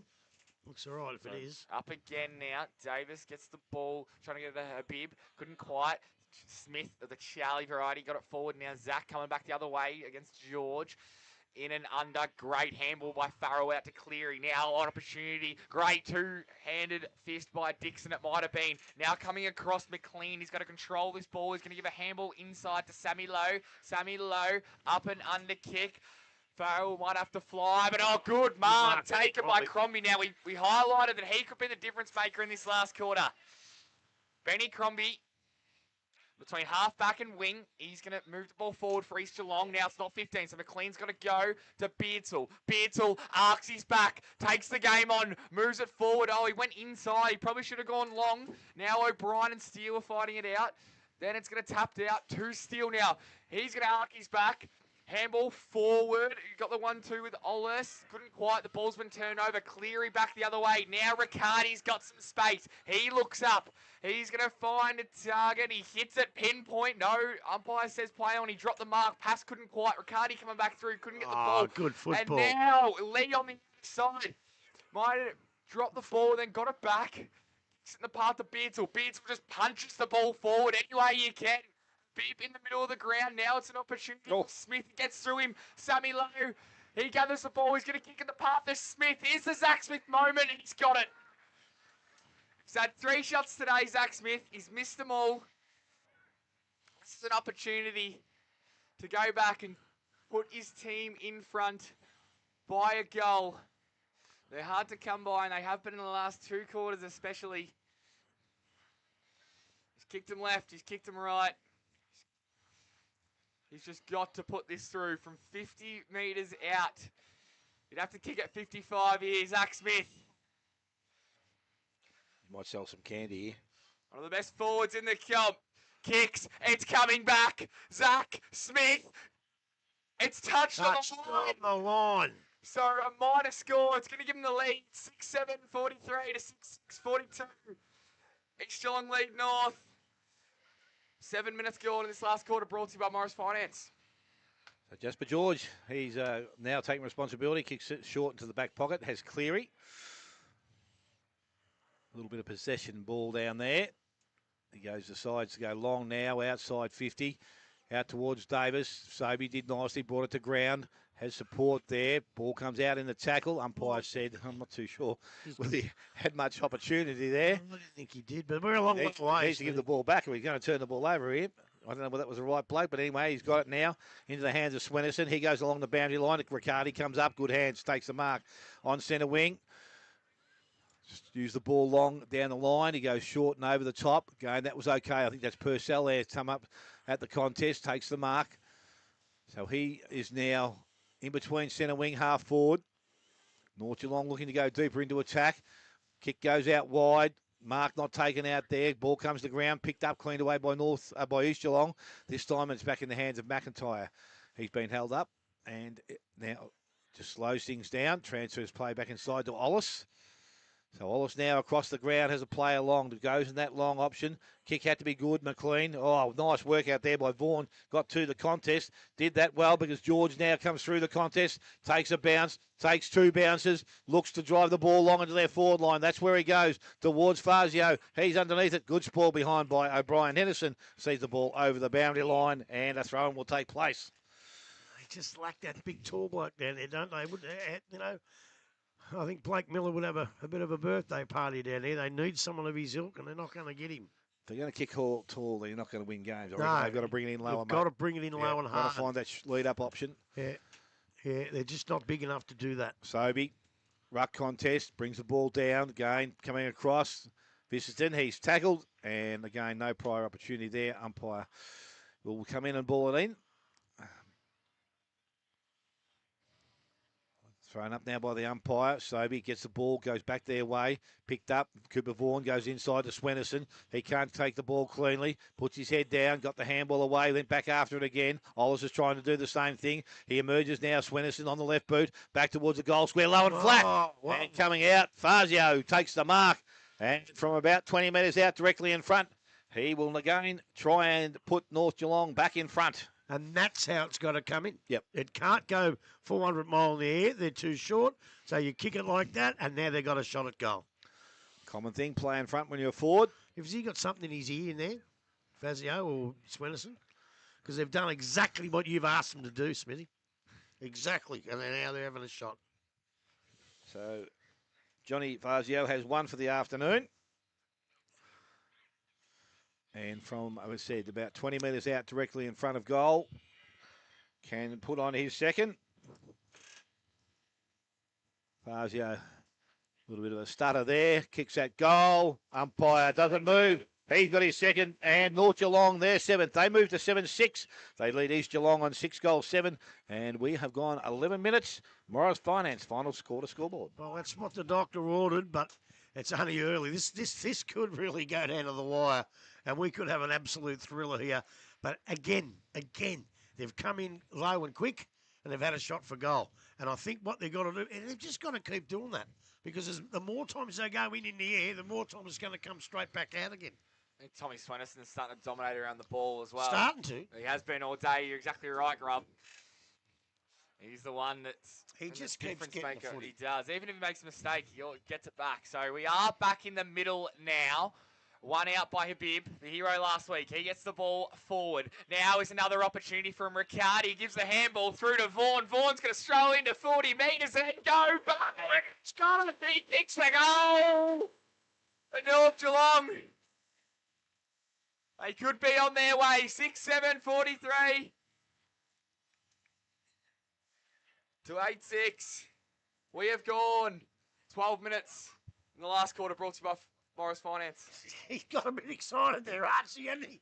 He's got so excited. And so he ordered because North have almost broken it open. I tell you, very, very important now. East have to do something right now. It's too late in the quarter in the game to be able to fall behind. They've got to get the next goal, and they've got to get it now. So we're back in the middle. Brian Nacho's about to restart play. And if that's that Cassio's girl, yep, that's probably pretty bloody obvious. So here we go. Ball now. Sobey taps it down. Goes their way, but it's going to be cleaned up by Davis. Got through the contest. Kicked the ball back into their half-forward line. Contest required. Comes down. Visited clean off the ball. Pack goes out wide. That's a great kick off a step. And he's found Beardsall on the centre wing far side. He transfers play back inside. Lemper. That was good hands. Continues to run now. Goes into their forward line. That's better play. And Steele comes up at the ball and he takes the mark. And can go and close things up once again. No mucking around here. He's Nope. got to kick it. No mucking around. Go back. He's shown he can kick the ball very, very well. Just kick the goal, big fella. So Andrew Steele has one for the afternoon. As we know, East Geelong with 6. And this would be a very nice kick for goal from about 40 metres out. Runs, kicks. I think he likes it. Ball is holding in the breeze, and he said, yes, it's through. So he's got his second, and the 6th now for East Geelong. They move to 7-7. They trail East Geelong on 8-6, and we have gone 13 and a half minutes. Morris Finance, final quarter scoreboard. 2 in a couple of minutes, and you think, here we go, North will break it open. But I tell you what, they aren't going to lie down. They're still in this contest. And I don't think the ball could be in any better hands than Steele. He just went back. He went bang straight through the middle and puts East Geelong right back in it. This is going to be a thriller. An absolute thriller. I don't know what's going on with these last quarters, this final series, Grub. We've had 3 games that have been pretty average all game. In the last quarter, it's just come out of nowhere and made it really exciting. So the last quarter in all 3 games has been the best quarter. Exactly right. Maybe we don't play the first 3 then. We are back in the middle. Davis just gets it out of the middle and sends his side forward. North Geelong inside 50, but a great mark. Going back with a flight by Vicentine. Good kid, So, this kid. They can't take any chances now. Oof. Goes wide. And just going to hold up the play for a bit. Umpire has called play on, and then he's called play on again for not being 15. He's going to get the 1-2 now. Well, don't muck around with it. Mucked around with a bit. Dixon's going to just kick the ball. Crombie's might fly. He gets pushed in the back. Has the umpire seen it? No. He said he put your hands there, but no push. So Habib has the ball. True centre wing, sending his side inside 50 here, coming over the top. Sobey spoiled his own player. The talk just wasn't there. Now Monahan going back with a flight. He goes to ground. That's dangerous from Riccardi's around, goes back Free under, kick. and there's a free kick. It's going the way of East Geelong. A bit high. So defensive 50, it's going to go to Dixon. He's been pretty good today. Yeah, he got up a bit gingerly too, Dixon. He's going to be the man to stand up or kick. Nearly got over the head of his teammate in Vicentine, but controls it well, and then they're going to go for the full ground switch here. O'Brien Henderson, he looks up now, and North Geelong, absolutely nothing. They've well drilled in cutting that off. He's going to go in front of us in the entry position. Someone's going to fly. Beautiful mark. The big man fly for the referee's pass. It was. Takes a special mark, and it's special moments this last quarter. Goes to his coach in the middle. He couldn't hold the mark. Now coming through back the other way. Big contest coming through. Habib, he's got 3 East Geelong players chasing him. He gets it over the top to O'Brien, and then it's tackled. Paskins, he's going to get a kick forward. It's up to Fazio. Here he goes. Oh, good fist for O'Brien Henderson. Now might be Riccardi. Tries to go back inside Riccardi. Oh, look at him stand around. He couldn't kick it, could he, Riccardi? It's come back. He's missed. Spewing, he missed that. That would have been one of the best goals I've ever seen. It's like his old man, that was a touch of brilliance, and he couldn't quite finish it off. 49, 8:7:55. North Geelong are leading. 16.5 minutes gone in this last quarter. Brought to you by Morris Finance. Not too sure whether that's going to go back to the goal square. If Vincent had kicked to the back pocket, he'd be able to do it again. So Bissington now again with ball in hand. I think they're going to allow him to go to that back pocket position. No one. You can have that one, they say, but he's Yeah, not going to take it. Oh, that's where he's not going to change. He's going to go a bit longer this time. So he goes, tries to the ball outside 50. Davis slides in, can't take the mark. Ball at ground level now. Kept alive by East Geelong. Goes out towards Osbrook. He sends the ball back towards the boundary line. And the boundary line will win out. Umpire to restart it just outside North Geelong's forward 50. Goal the margin. And we're getting towards 20 minutes in this final quarter. Ball thrown back in. Again, Davis front position out the back. Sobey did that nicely. McDonald read that nicely out of the contest though. Right boot. Goes back towards SNR forward position. Ball spoiled from behind again. Down at ground level. Farrell picks the ball up. He gets the ball away. Kicks into their half forward line. Purcell back with the flight of the ball. Takes the mark. Too far out to score, I would think. The next kick going in is going to be good. When looks for Pask, and that is a great kick.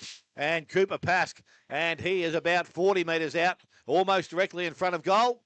And can stretch the margin to 2 goals if he kicks accurately.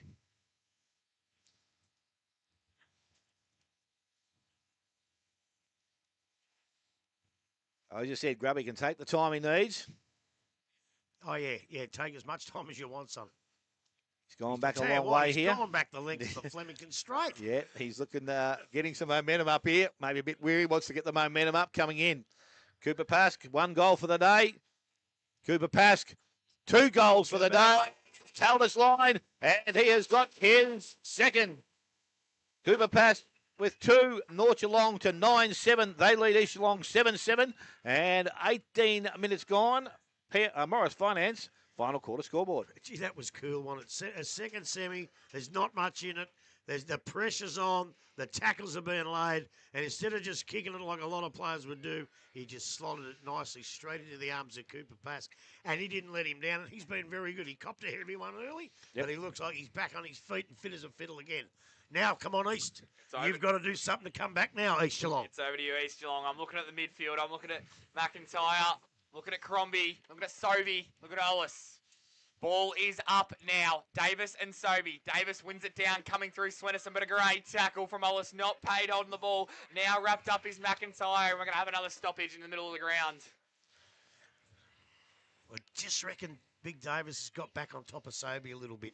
It just gives North first use of the footy. Got the ascendancy at the moment. Ball up again now. In the pass, Sammy Lowe grabs the ball and is tackled straight away, so we'll have another stoppage. He's a player who can get off the chain in this last quarter, Sammy Lowe. So 20 minutes gone. Up again now. Just kicked. Oh, it might have been a Falcon. I think it was. Now stepped around. Wait, great work from McIntyre. He's going to find his teammate. It's a good mark and a good kick. So finds Mulville. He goes in the path of Steele. And Steele get there, coming across. Big pack of players. Couple have gone down. Opportunity for Crombie. Who else? Oh, I can't quite now. It's recovered. Kicked out wide. Hot footy at the moment. Coming through was Ollis. And if he controlled it, he would have had Farrell covered for pace. He couldn't quite. It ends up over the boundary line. So I have a ball in front of the East Geelong interchange bench. It was a massive gap in front of Steele. I thought it's down his throat, and somehow the North defence have got across in sheer desperation. That was magnificent. It's a 2-goal margin here. Ball is back in 60 metres out from East Geelong's goal. Swennerson, what a game he's played. He goes down the line, passes towards true centre wing, and coming across and taking the mark is Fanning. So Fanning lowers his eyes. Good kick. So he finds Ollis. So looks up now. It's going to go in the path of Ezard. If he can get free, coming across and taking it. Great mark is George. How often does he do that? Dylan, he's a good kid, this kid. Don't worry about that. Pretty young, isn't he? I think, too. Yeah. His old man was terrific, too, for the club. He'd be proud as punch. He kicks the ball down the line, looking for Habib. He's going to fly, take the mark. The big man, the big-time players are standing up when it matters for North Geelong at the moment. He's got himself back in the game a bit in this last quarter, might have hurt his hand as he comes to the bench. He's tough as nails. He's all right. In the path, coming across from Dixon, and he's going to see the ball out of bounds. Looks like Monahan hit the deck hard, but it was a great contest. So 7-7-49 East Geelong. They are trailing North Geelong 9-7-61. 21 and a half minutes gone on the Morris Finance last fourth quarter scoreboard. A goalie to North would make it almost too hard, wouldn't Yep. Goal writes him off. I've said that now. I should have said it? that. No. Pass from the ruck contest. Ball comes out towards a bib. Handballs towards Purcell. And Masobi on hands and knees. Crombie over the It's a top. throw, Ends up isn't in the hands of McIntyre. Back outside the Crombie. Kicks the ball back inside. George with his name on it. Just taps the ball away. Swennerson bursts his way through the contact. That was Zach. Out towards the boundary line. The ball goes. A bib trapped that nicely. Kicks the ball round the boundary line, but only as far as Dixon. So East Geelong with a late chance here. They need to keep things rolling now. Can't afford the muck around. He's got some run now. He goes inside. Kick has to be good, only as far as Fazio, so they can slow things down. North Geelong now, time on their side. They can play around with it a little bit. But he's just weighing options. Jackson Jules only short. I would have gone to Jackson Jules then. Went there. The ball goes long into Kicks the forward it to line. 2-on-1. Yep, He had a and- bloke in short. Yep, Viciden is there and takes the mark. So he's now looking for some options. He wants to go because he knows the time situation. Kicks the ball out. Habib leads in the race for the ball. He traps it, goes back after it, loads up, goes long, back into the forward line. Out in front, Fazio can't take the mark. O'Brien Henderson brings the ball to ground. Ball goes over the boundary line. Throw in to take place. Again, they probably make the mistake of going in high. Yep. But he knows near the boundary line that's where it's going to go, and he can soak up a little bit of time. So I don't mind that one too much. Plenty of space on the outside here if they want to run through the middle. Ball from that ruck contest. Sobey takes it back towards the boundary line. There's no player there, and the ball will be thrown in once again. So again, this will suit North Geelong. Ball at their end of the ground. Ball going back towards the boundary. Another throw in this time again. Sobey holding front position. Taps it this time. Their work towards McDonald. On the left boot. Steps. Props. Goes back inside 50. Coming through. Fanning needs to take the mark and will do so. He's been pretty good, Fanning. Yeah, he has today. He wants to transfer play. Nothing across the ground now. He's looked a couple of times. He'll have to come down the line. Have to come down here. Ollison McIntyre goes short. McIntyre will a player coming up at him. So Johnny McIntyre now still on defensive 50 line. Goes towards Beardsall. And he can take the mark. Again, not much ground gain, but they still have possession. They've got to keep rolling now. Sobey, kick wasn't good. Big fella did nicely. Sends it back towards Beardsall. Fed it out towards George. He stands under it. He was interfered with. No, he wasn't. Going the other way. Got no one forward, though. Yes, that was Lemper that was interfered with. Ball goes inside to Mulville. Had a player either side of him, used semi-low on the right boot, goes in looking for Smith. Ball bounces, he's tackled. Cleary holds him up. Ball comes out to Jewell. Just puts boot to ball, goes back outside. Viciden placed himself nicely, looks up, goes out wide towards McLean. A little bit of run there, goes from the outside, but Jasper George once again hit him on the chest. Did nicely, Jasper George. He kicks the ball back inside towards Jackson Jewell. And the mark not taken there. Call the play on now. Long kick outside 50. Going back, Charlie Farrell. Jeez, courageous. He is struggling with the shoulder out there. He did not even breathe a whimper there. Just went straight back. And he's now got the ball. Goes out wide towards Pask again, who leads up at the ball. So now they maintain possession of it. Longer down the boundary line, this time towards Riccardi. He's in front. Good work from Monahan from behind. Riccardi keeps the ball alive, goes back towards Monahan. Ball at ground level. They need to keep the ball rolling. It's going back towards the boundary line. Umpire said, no, you've had plenty of opportunity. It's going to be a free kick, and it's going to go towards Fanning. So Fanning has another kick from their defensive end. We're over 25. They need to score 3 times to win this game of football, so they need to move the ball quickly. Well, 2 in extra time will do. They come back inside. Well, that's true too. Back inside, ends up with O'Brien Henderson. He's got Beardsall short, but he goes outside now, back towards centre wing. Mark, great pair of hands out there. Was that Dixon? I think it may have been. So he's taking the mark just defensive side of centre wing. He wants to transfer play. Gets around the player on the mark. Goes towards their centre wing position. But again, standing in the hole. And that is Cooper Vaughan. He takes a mark. So we tick over 25. Almost 26 gone. Final quarter. East Geelong 7-7. North Geelong 9-7. Don't start hitting targets. North are going to hold on. They go down the line now. Ball comes out. Dixon, he's been pretty good this last quarter. Is it a Sammy Lowe? Partha Smith, although coming back with a flight might have been steal, but Cleary, what a game he's played. He goes in the centre of the ground trying to find his ruckman. He's gone. He's gone. So now option for North Geelong, the inside 50. It's a 1-1. O'Brien, Fazio, off the ground. Is it going to go through? It is. Stick the goal. And he's put North Geelong in the grand final. 7-7-49 and 10-7-67. 27 minutes gone in the last quarter, brought to you by Morris Finance. Well, after 3 quarters and 28 minutes, that was slow motion. They were both bugging. It was slow motion, and he got a foot to them. You knew he had to just kick it off the ground. He did that, and he's put him, as you said, I reckon he's put him into the grand final. I've gone the early call, and I'm pretty confident with it. How many minutes is that? There's been 27 goals. 27. Got 3 goals in a minute. Look at Tagani. So, back in the middle now. 27 gone. It's all but over here.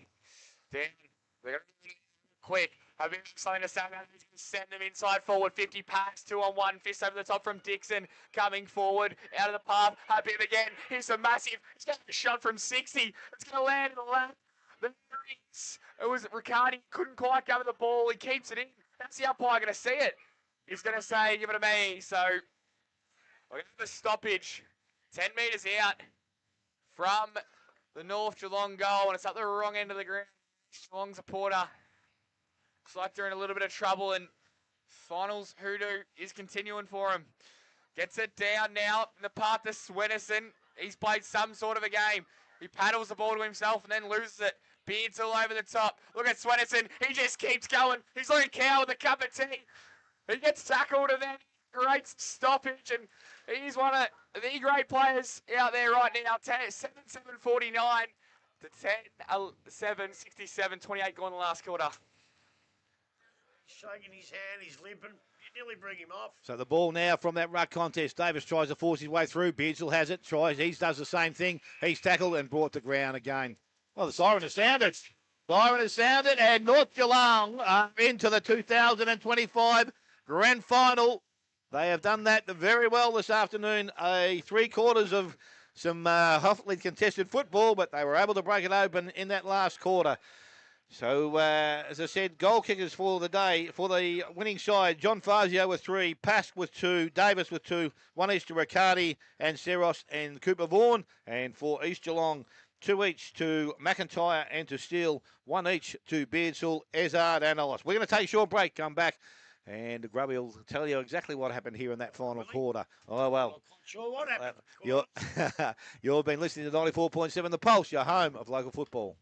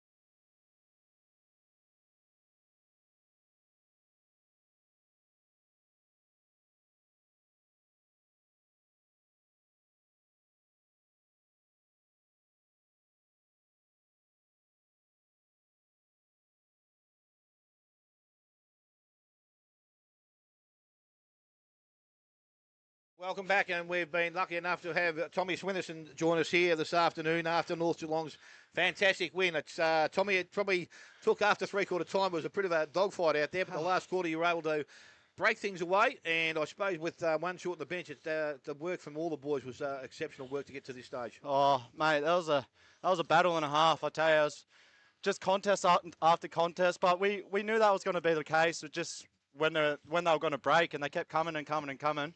So we just stuck to our plan, stuck to our guns, and it went our way, thankfully. You've got some blokes that are probably unheralded down in your defensive end there. As I said, young Jasper George, I'm not too sure how old he is, but he's playing above his years.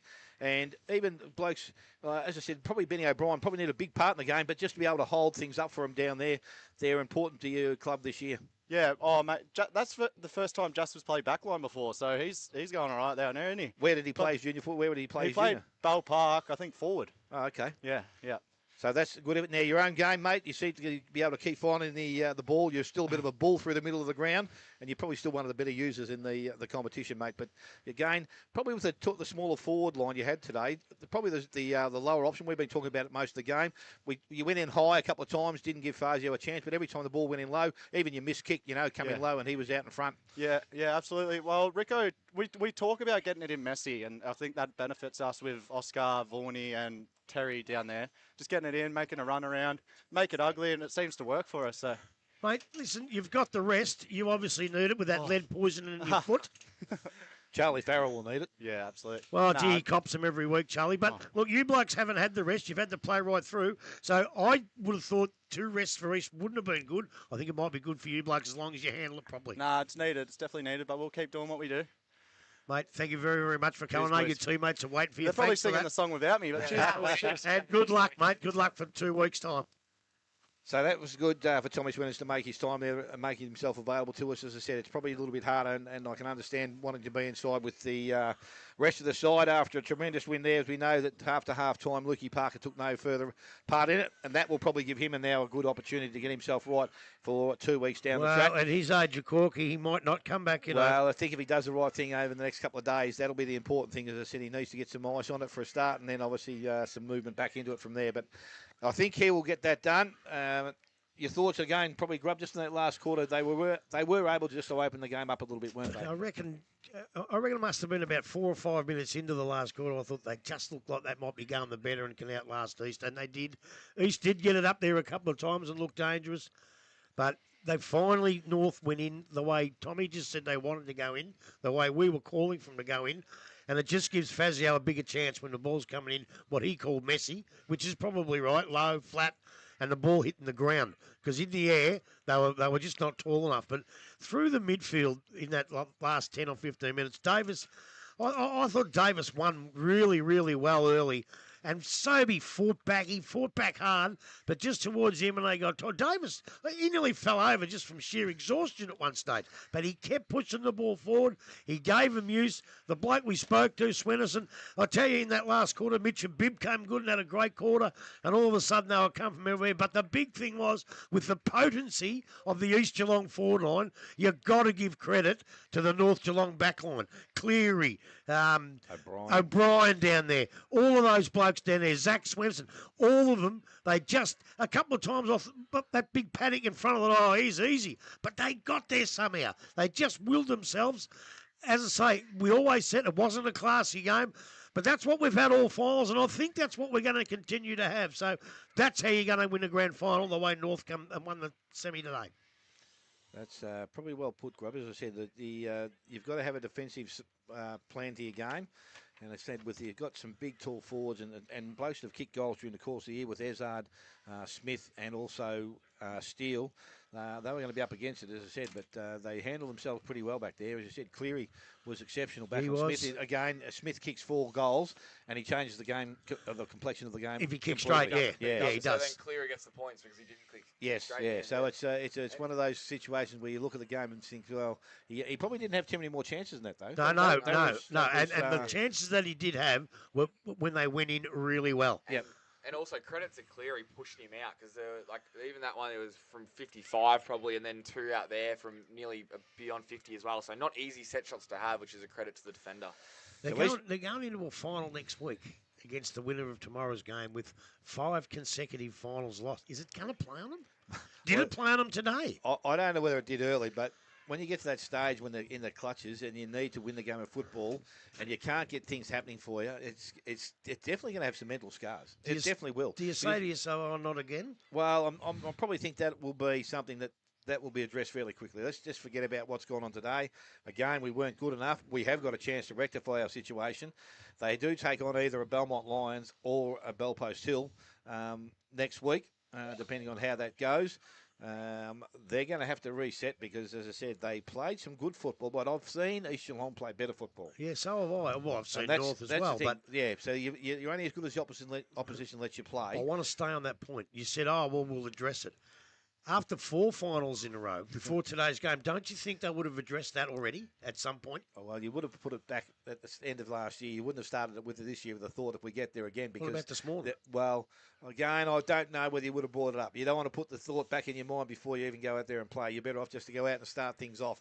But I reckon it wouldn't have taken long for that thought to start to reappear when they couldn't break away from them. They knew they could probably beat them, but North Geelong, to their credit, they hung in there, and they've done an exceptional job, as I said, to get through to a grand final now. There's a couple of blokes in their side today, as I said, like Charlie Farrell. He was out there, and I reckon every time we went to the contest, he was grimacing with his shoulder. Yeah. So he's going to really appreciate the fortnight off, and I wouldn't even have Charlie Farrell on the training track at all until probably next Thursday night. Yeah, maybe Tuesday for a light run. But, you say he's grimacing with his shoulder and all that. And yet he goes and does some things that people just don't consider doing. Yeah. He's got a lot of courage, that kid, hasn't he? Exactly right. I was going to ask Tommy Swinnison about how you feel when you run at a bloke like that. You must just feel like you're 10 feet taller because when someone goes and does stuff like that, he's not always the cleanest player, but he does things that make you feel like I'm happy. You'd nearly be the first bloke you pick in the team. Well, the thing with North Geelong, and one of the reasons they're in the finals, because Charlie Farrell's not the only bloke that plays like that. We saw Cooper. It might have been Jasper George.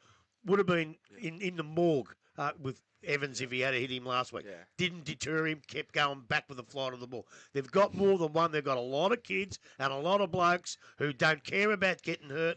They go in 100 mile an hour, and that's one of the things that's got them into the grand final on a really low-scoring game today. Yes, as I said, they've deserved to get to where they have been because they've had to do it pretty tough during the course of the season. And I suppose now Rory Desnoy is the big question. Is he going to get himself up and right? And what do you do if he's 70%, 80%? Do you play him or do you leave him out and go with some fit players that you've got in there that we know you get you through? Does it come down to how fit is Rory and how fit is Lukey? Yep. Possibly. I would think Lukey Parker with a cork, as I said, if he does the right things. But if he doesn't, and he's 70, and Rory Desnoy is 70, that's a huge decision for Peter Riccardi to make, if it's that one. Yep. Because I don't know who else you're going to take out of that side. They're all fantastic. Yeah, very tough there this afternoon. So I suppose, gentlemen, we need to sit back now and have a look at our votes for the day. Well, it doesn't matter because I haven't got any cards left. Haven't you? No. So we're going to do votes? Yeah, we'll do them. We'll do them? Mm-hmm. All right. Do you want to start us? Yeah. Righto. I gave 1 vote to Tommy Davis. I know Sobey fought back hard, and good credit to the boy too, but I just thought Davis was the one that got him going. He got him out of the centre. He kicked a couple of goals. He took marks in defence. There wasn't much more a ruckman could do. I thought he was terrific. I gave 2 to Sammy Lowe. I thought he was fantastic all day. I thought he played 4 quarters of footy, which I really can't pick out too many East blokes, or North blokes for that matter, that played 4 quarters. And I gave 3 votes again to Tommy Swinnison, who I think's one of my favourites for the Whitley medal and one of the best players in the competition. I'll go next. I've given 1 vote to... I had it with John McIntyre, but Grubby's point was so convincing. I've changed to Tommy Davis because he definitely did get the ball out of the middle for them for the majority of the time. I thought Sobey, as you said, Grubb, he fought back hard, but I think Davis definitely got the chocolates as well. He kicked 2 goals as well. And he's pretty good with his skills around the ground as well for a big fellow. He gets down, he's got clean hands, and I like his football IQ. 2 votes. I can't believe he didn't give this bloke votes, Grub. I gave it to Jasper George. I thought he was elite down back. I think the way that you think that they're just kicking it down his throat, East, but it's the way that he reads the ball off the boot and he positions himself. But sometimes they did kick it down. Yeah, sometimes they did. Yeah, exactly right. But no, definitely played well, and I think, as you said, straight lines everything. He's going to be one to watch the grand final for sure. And then 3 votes undoubtedly to Tommy Swinnerton. I think even you'd see him 5-6 times, he wouldn't be able to pick up the ball. He'd be paddling it. But if he didn't pick it up and get the ball moving forward for him, he would create a stoppage. And then he'd go again, and he'd go again. And those are the type of players that you need in finals, especially here at St Albans Park. And yeah, I think he's gonna be right up there for one of the better players for them going into the grand final. Well, I won't muck around. I've given my one vote to Jasper George. I thought his game, his intercept marking, is something that North Geelong probably needed to have. As I said, with O'Brien doing a job down in defence, he was the bloke that could come off his man and take the marks and do some nice work. I gave 2 votes to Paddy Vicerdon from East Geelong. I thought his game in defence. Yeah, he was good. Again, I don't think if he was back there, they might have scored a few more goals down in defence there, North Geelong. And the 3 votes I gave it again to Tommy Swinnerton. He's just clever. He works hard. He's probably, I reckon his work ethic has got better this year than I've ever seen it before. He's always been a kid that's been able to find the footy and use it well, but he just is, as you said, Arch, he's not his first effort, but his second effort and his third effort to really make sure that North Geelong win a game of football is exceptional. So Tommy Swinnerton, my 3 votes. Well, that's very comprehensive, isn't it? Pretty much. Very comprehensive. Pretty much. And the other votes all mixed in. They can go. As I said, Charlie Farrell, I would have loved to have thrown Charlie Farrell. Same here. Well. I would have. I thought Izzard for a lot of the day was good, and I thought Fanning was pretty good most of the day. I thought Fanning played a pretty good game. Early in the game, Izzard was bringing the ball down. Beers led votes very early in the game. Early in the game, he was good. I actually thought the coach Allsbrook. I thought his first quarter. I thought at the start of the game, that's one of the better games I've seen him play. Well, his first quarter, but he struggled after that. He played well against. Last week was a good game for him as well. His finals haven't been too bad for him. So look, I've got to admit, I thought halfway through the year that obviously he can coach a football side. I thought his playing was a bit below par, and I thought he might be in for a chance to have to make a decision where he was going to play or not. But his form's improved that much that he's an automatic selection. I thought he was okay early, but he did struggle towards the end. Look, there was a lot of other blokes. Pask was a pretty good player for him today. He just got bowled over. He came back. He kicked crucial goals. There was a lot of players that had some influence on the game. John Fazio, he was leading out of the goal square all day, and even if he I don't know how many, he might have kicked 1 or 2 goals, but he made a contest every single time and created those repeat stoppages that allowed the players such as Vaughan, and such as Riccardi to come swoop in and try and kick goals from coming. So I think we might wind things up here this afternoon. We're back here again tomorrow. As I said, first semi-final tomorrow against Belmont Lions and the Bellpost Hill side. We're looking forward to that. As I said, it's going to be another, well, let's hope it's a great game of football. It'll be interesting just to test their lineups. As I said, Bellpost Hill, maybe a couple of players missing from last week. What are you talking about? You're talking Bart. I know. Yeah, I know. Mate, he played with a broken back, a broken leg, a little finger's not going to stop him, I suppose you can cut it off and we'll just put it back on there. Put it back on next week. Bionic one next week, and he'll get himself through. But yes, to everybody out there this afternoon, the listeners and to the viewers, we thank you for your patience. And as I said, we are trying to do our best we can in here. We hope you're enjoying our call. And to Tyler and to Brad and that out there. And the sponsors. And to Buckley's Elders Insurance, PNR Foods, Morris Finance, Routley's Market of the Day. Fly for the Routley's Pie, Victory Trophies, Hotham Hotel, the Yards Hotel. Read the play. Kempe Engineering, Player of the Day, Athletes Foot, Promoted Trophies, Connectel. That's right, Connectel and AK Trucking. Thank you very much. So until tomorrow, we hope to hear you all. We hope to have you all back here tomorrow afternoon at 1:15. Until then, you've been listening to 94.7 The Pulse, your home of local football.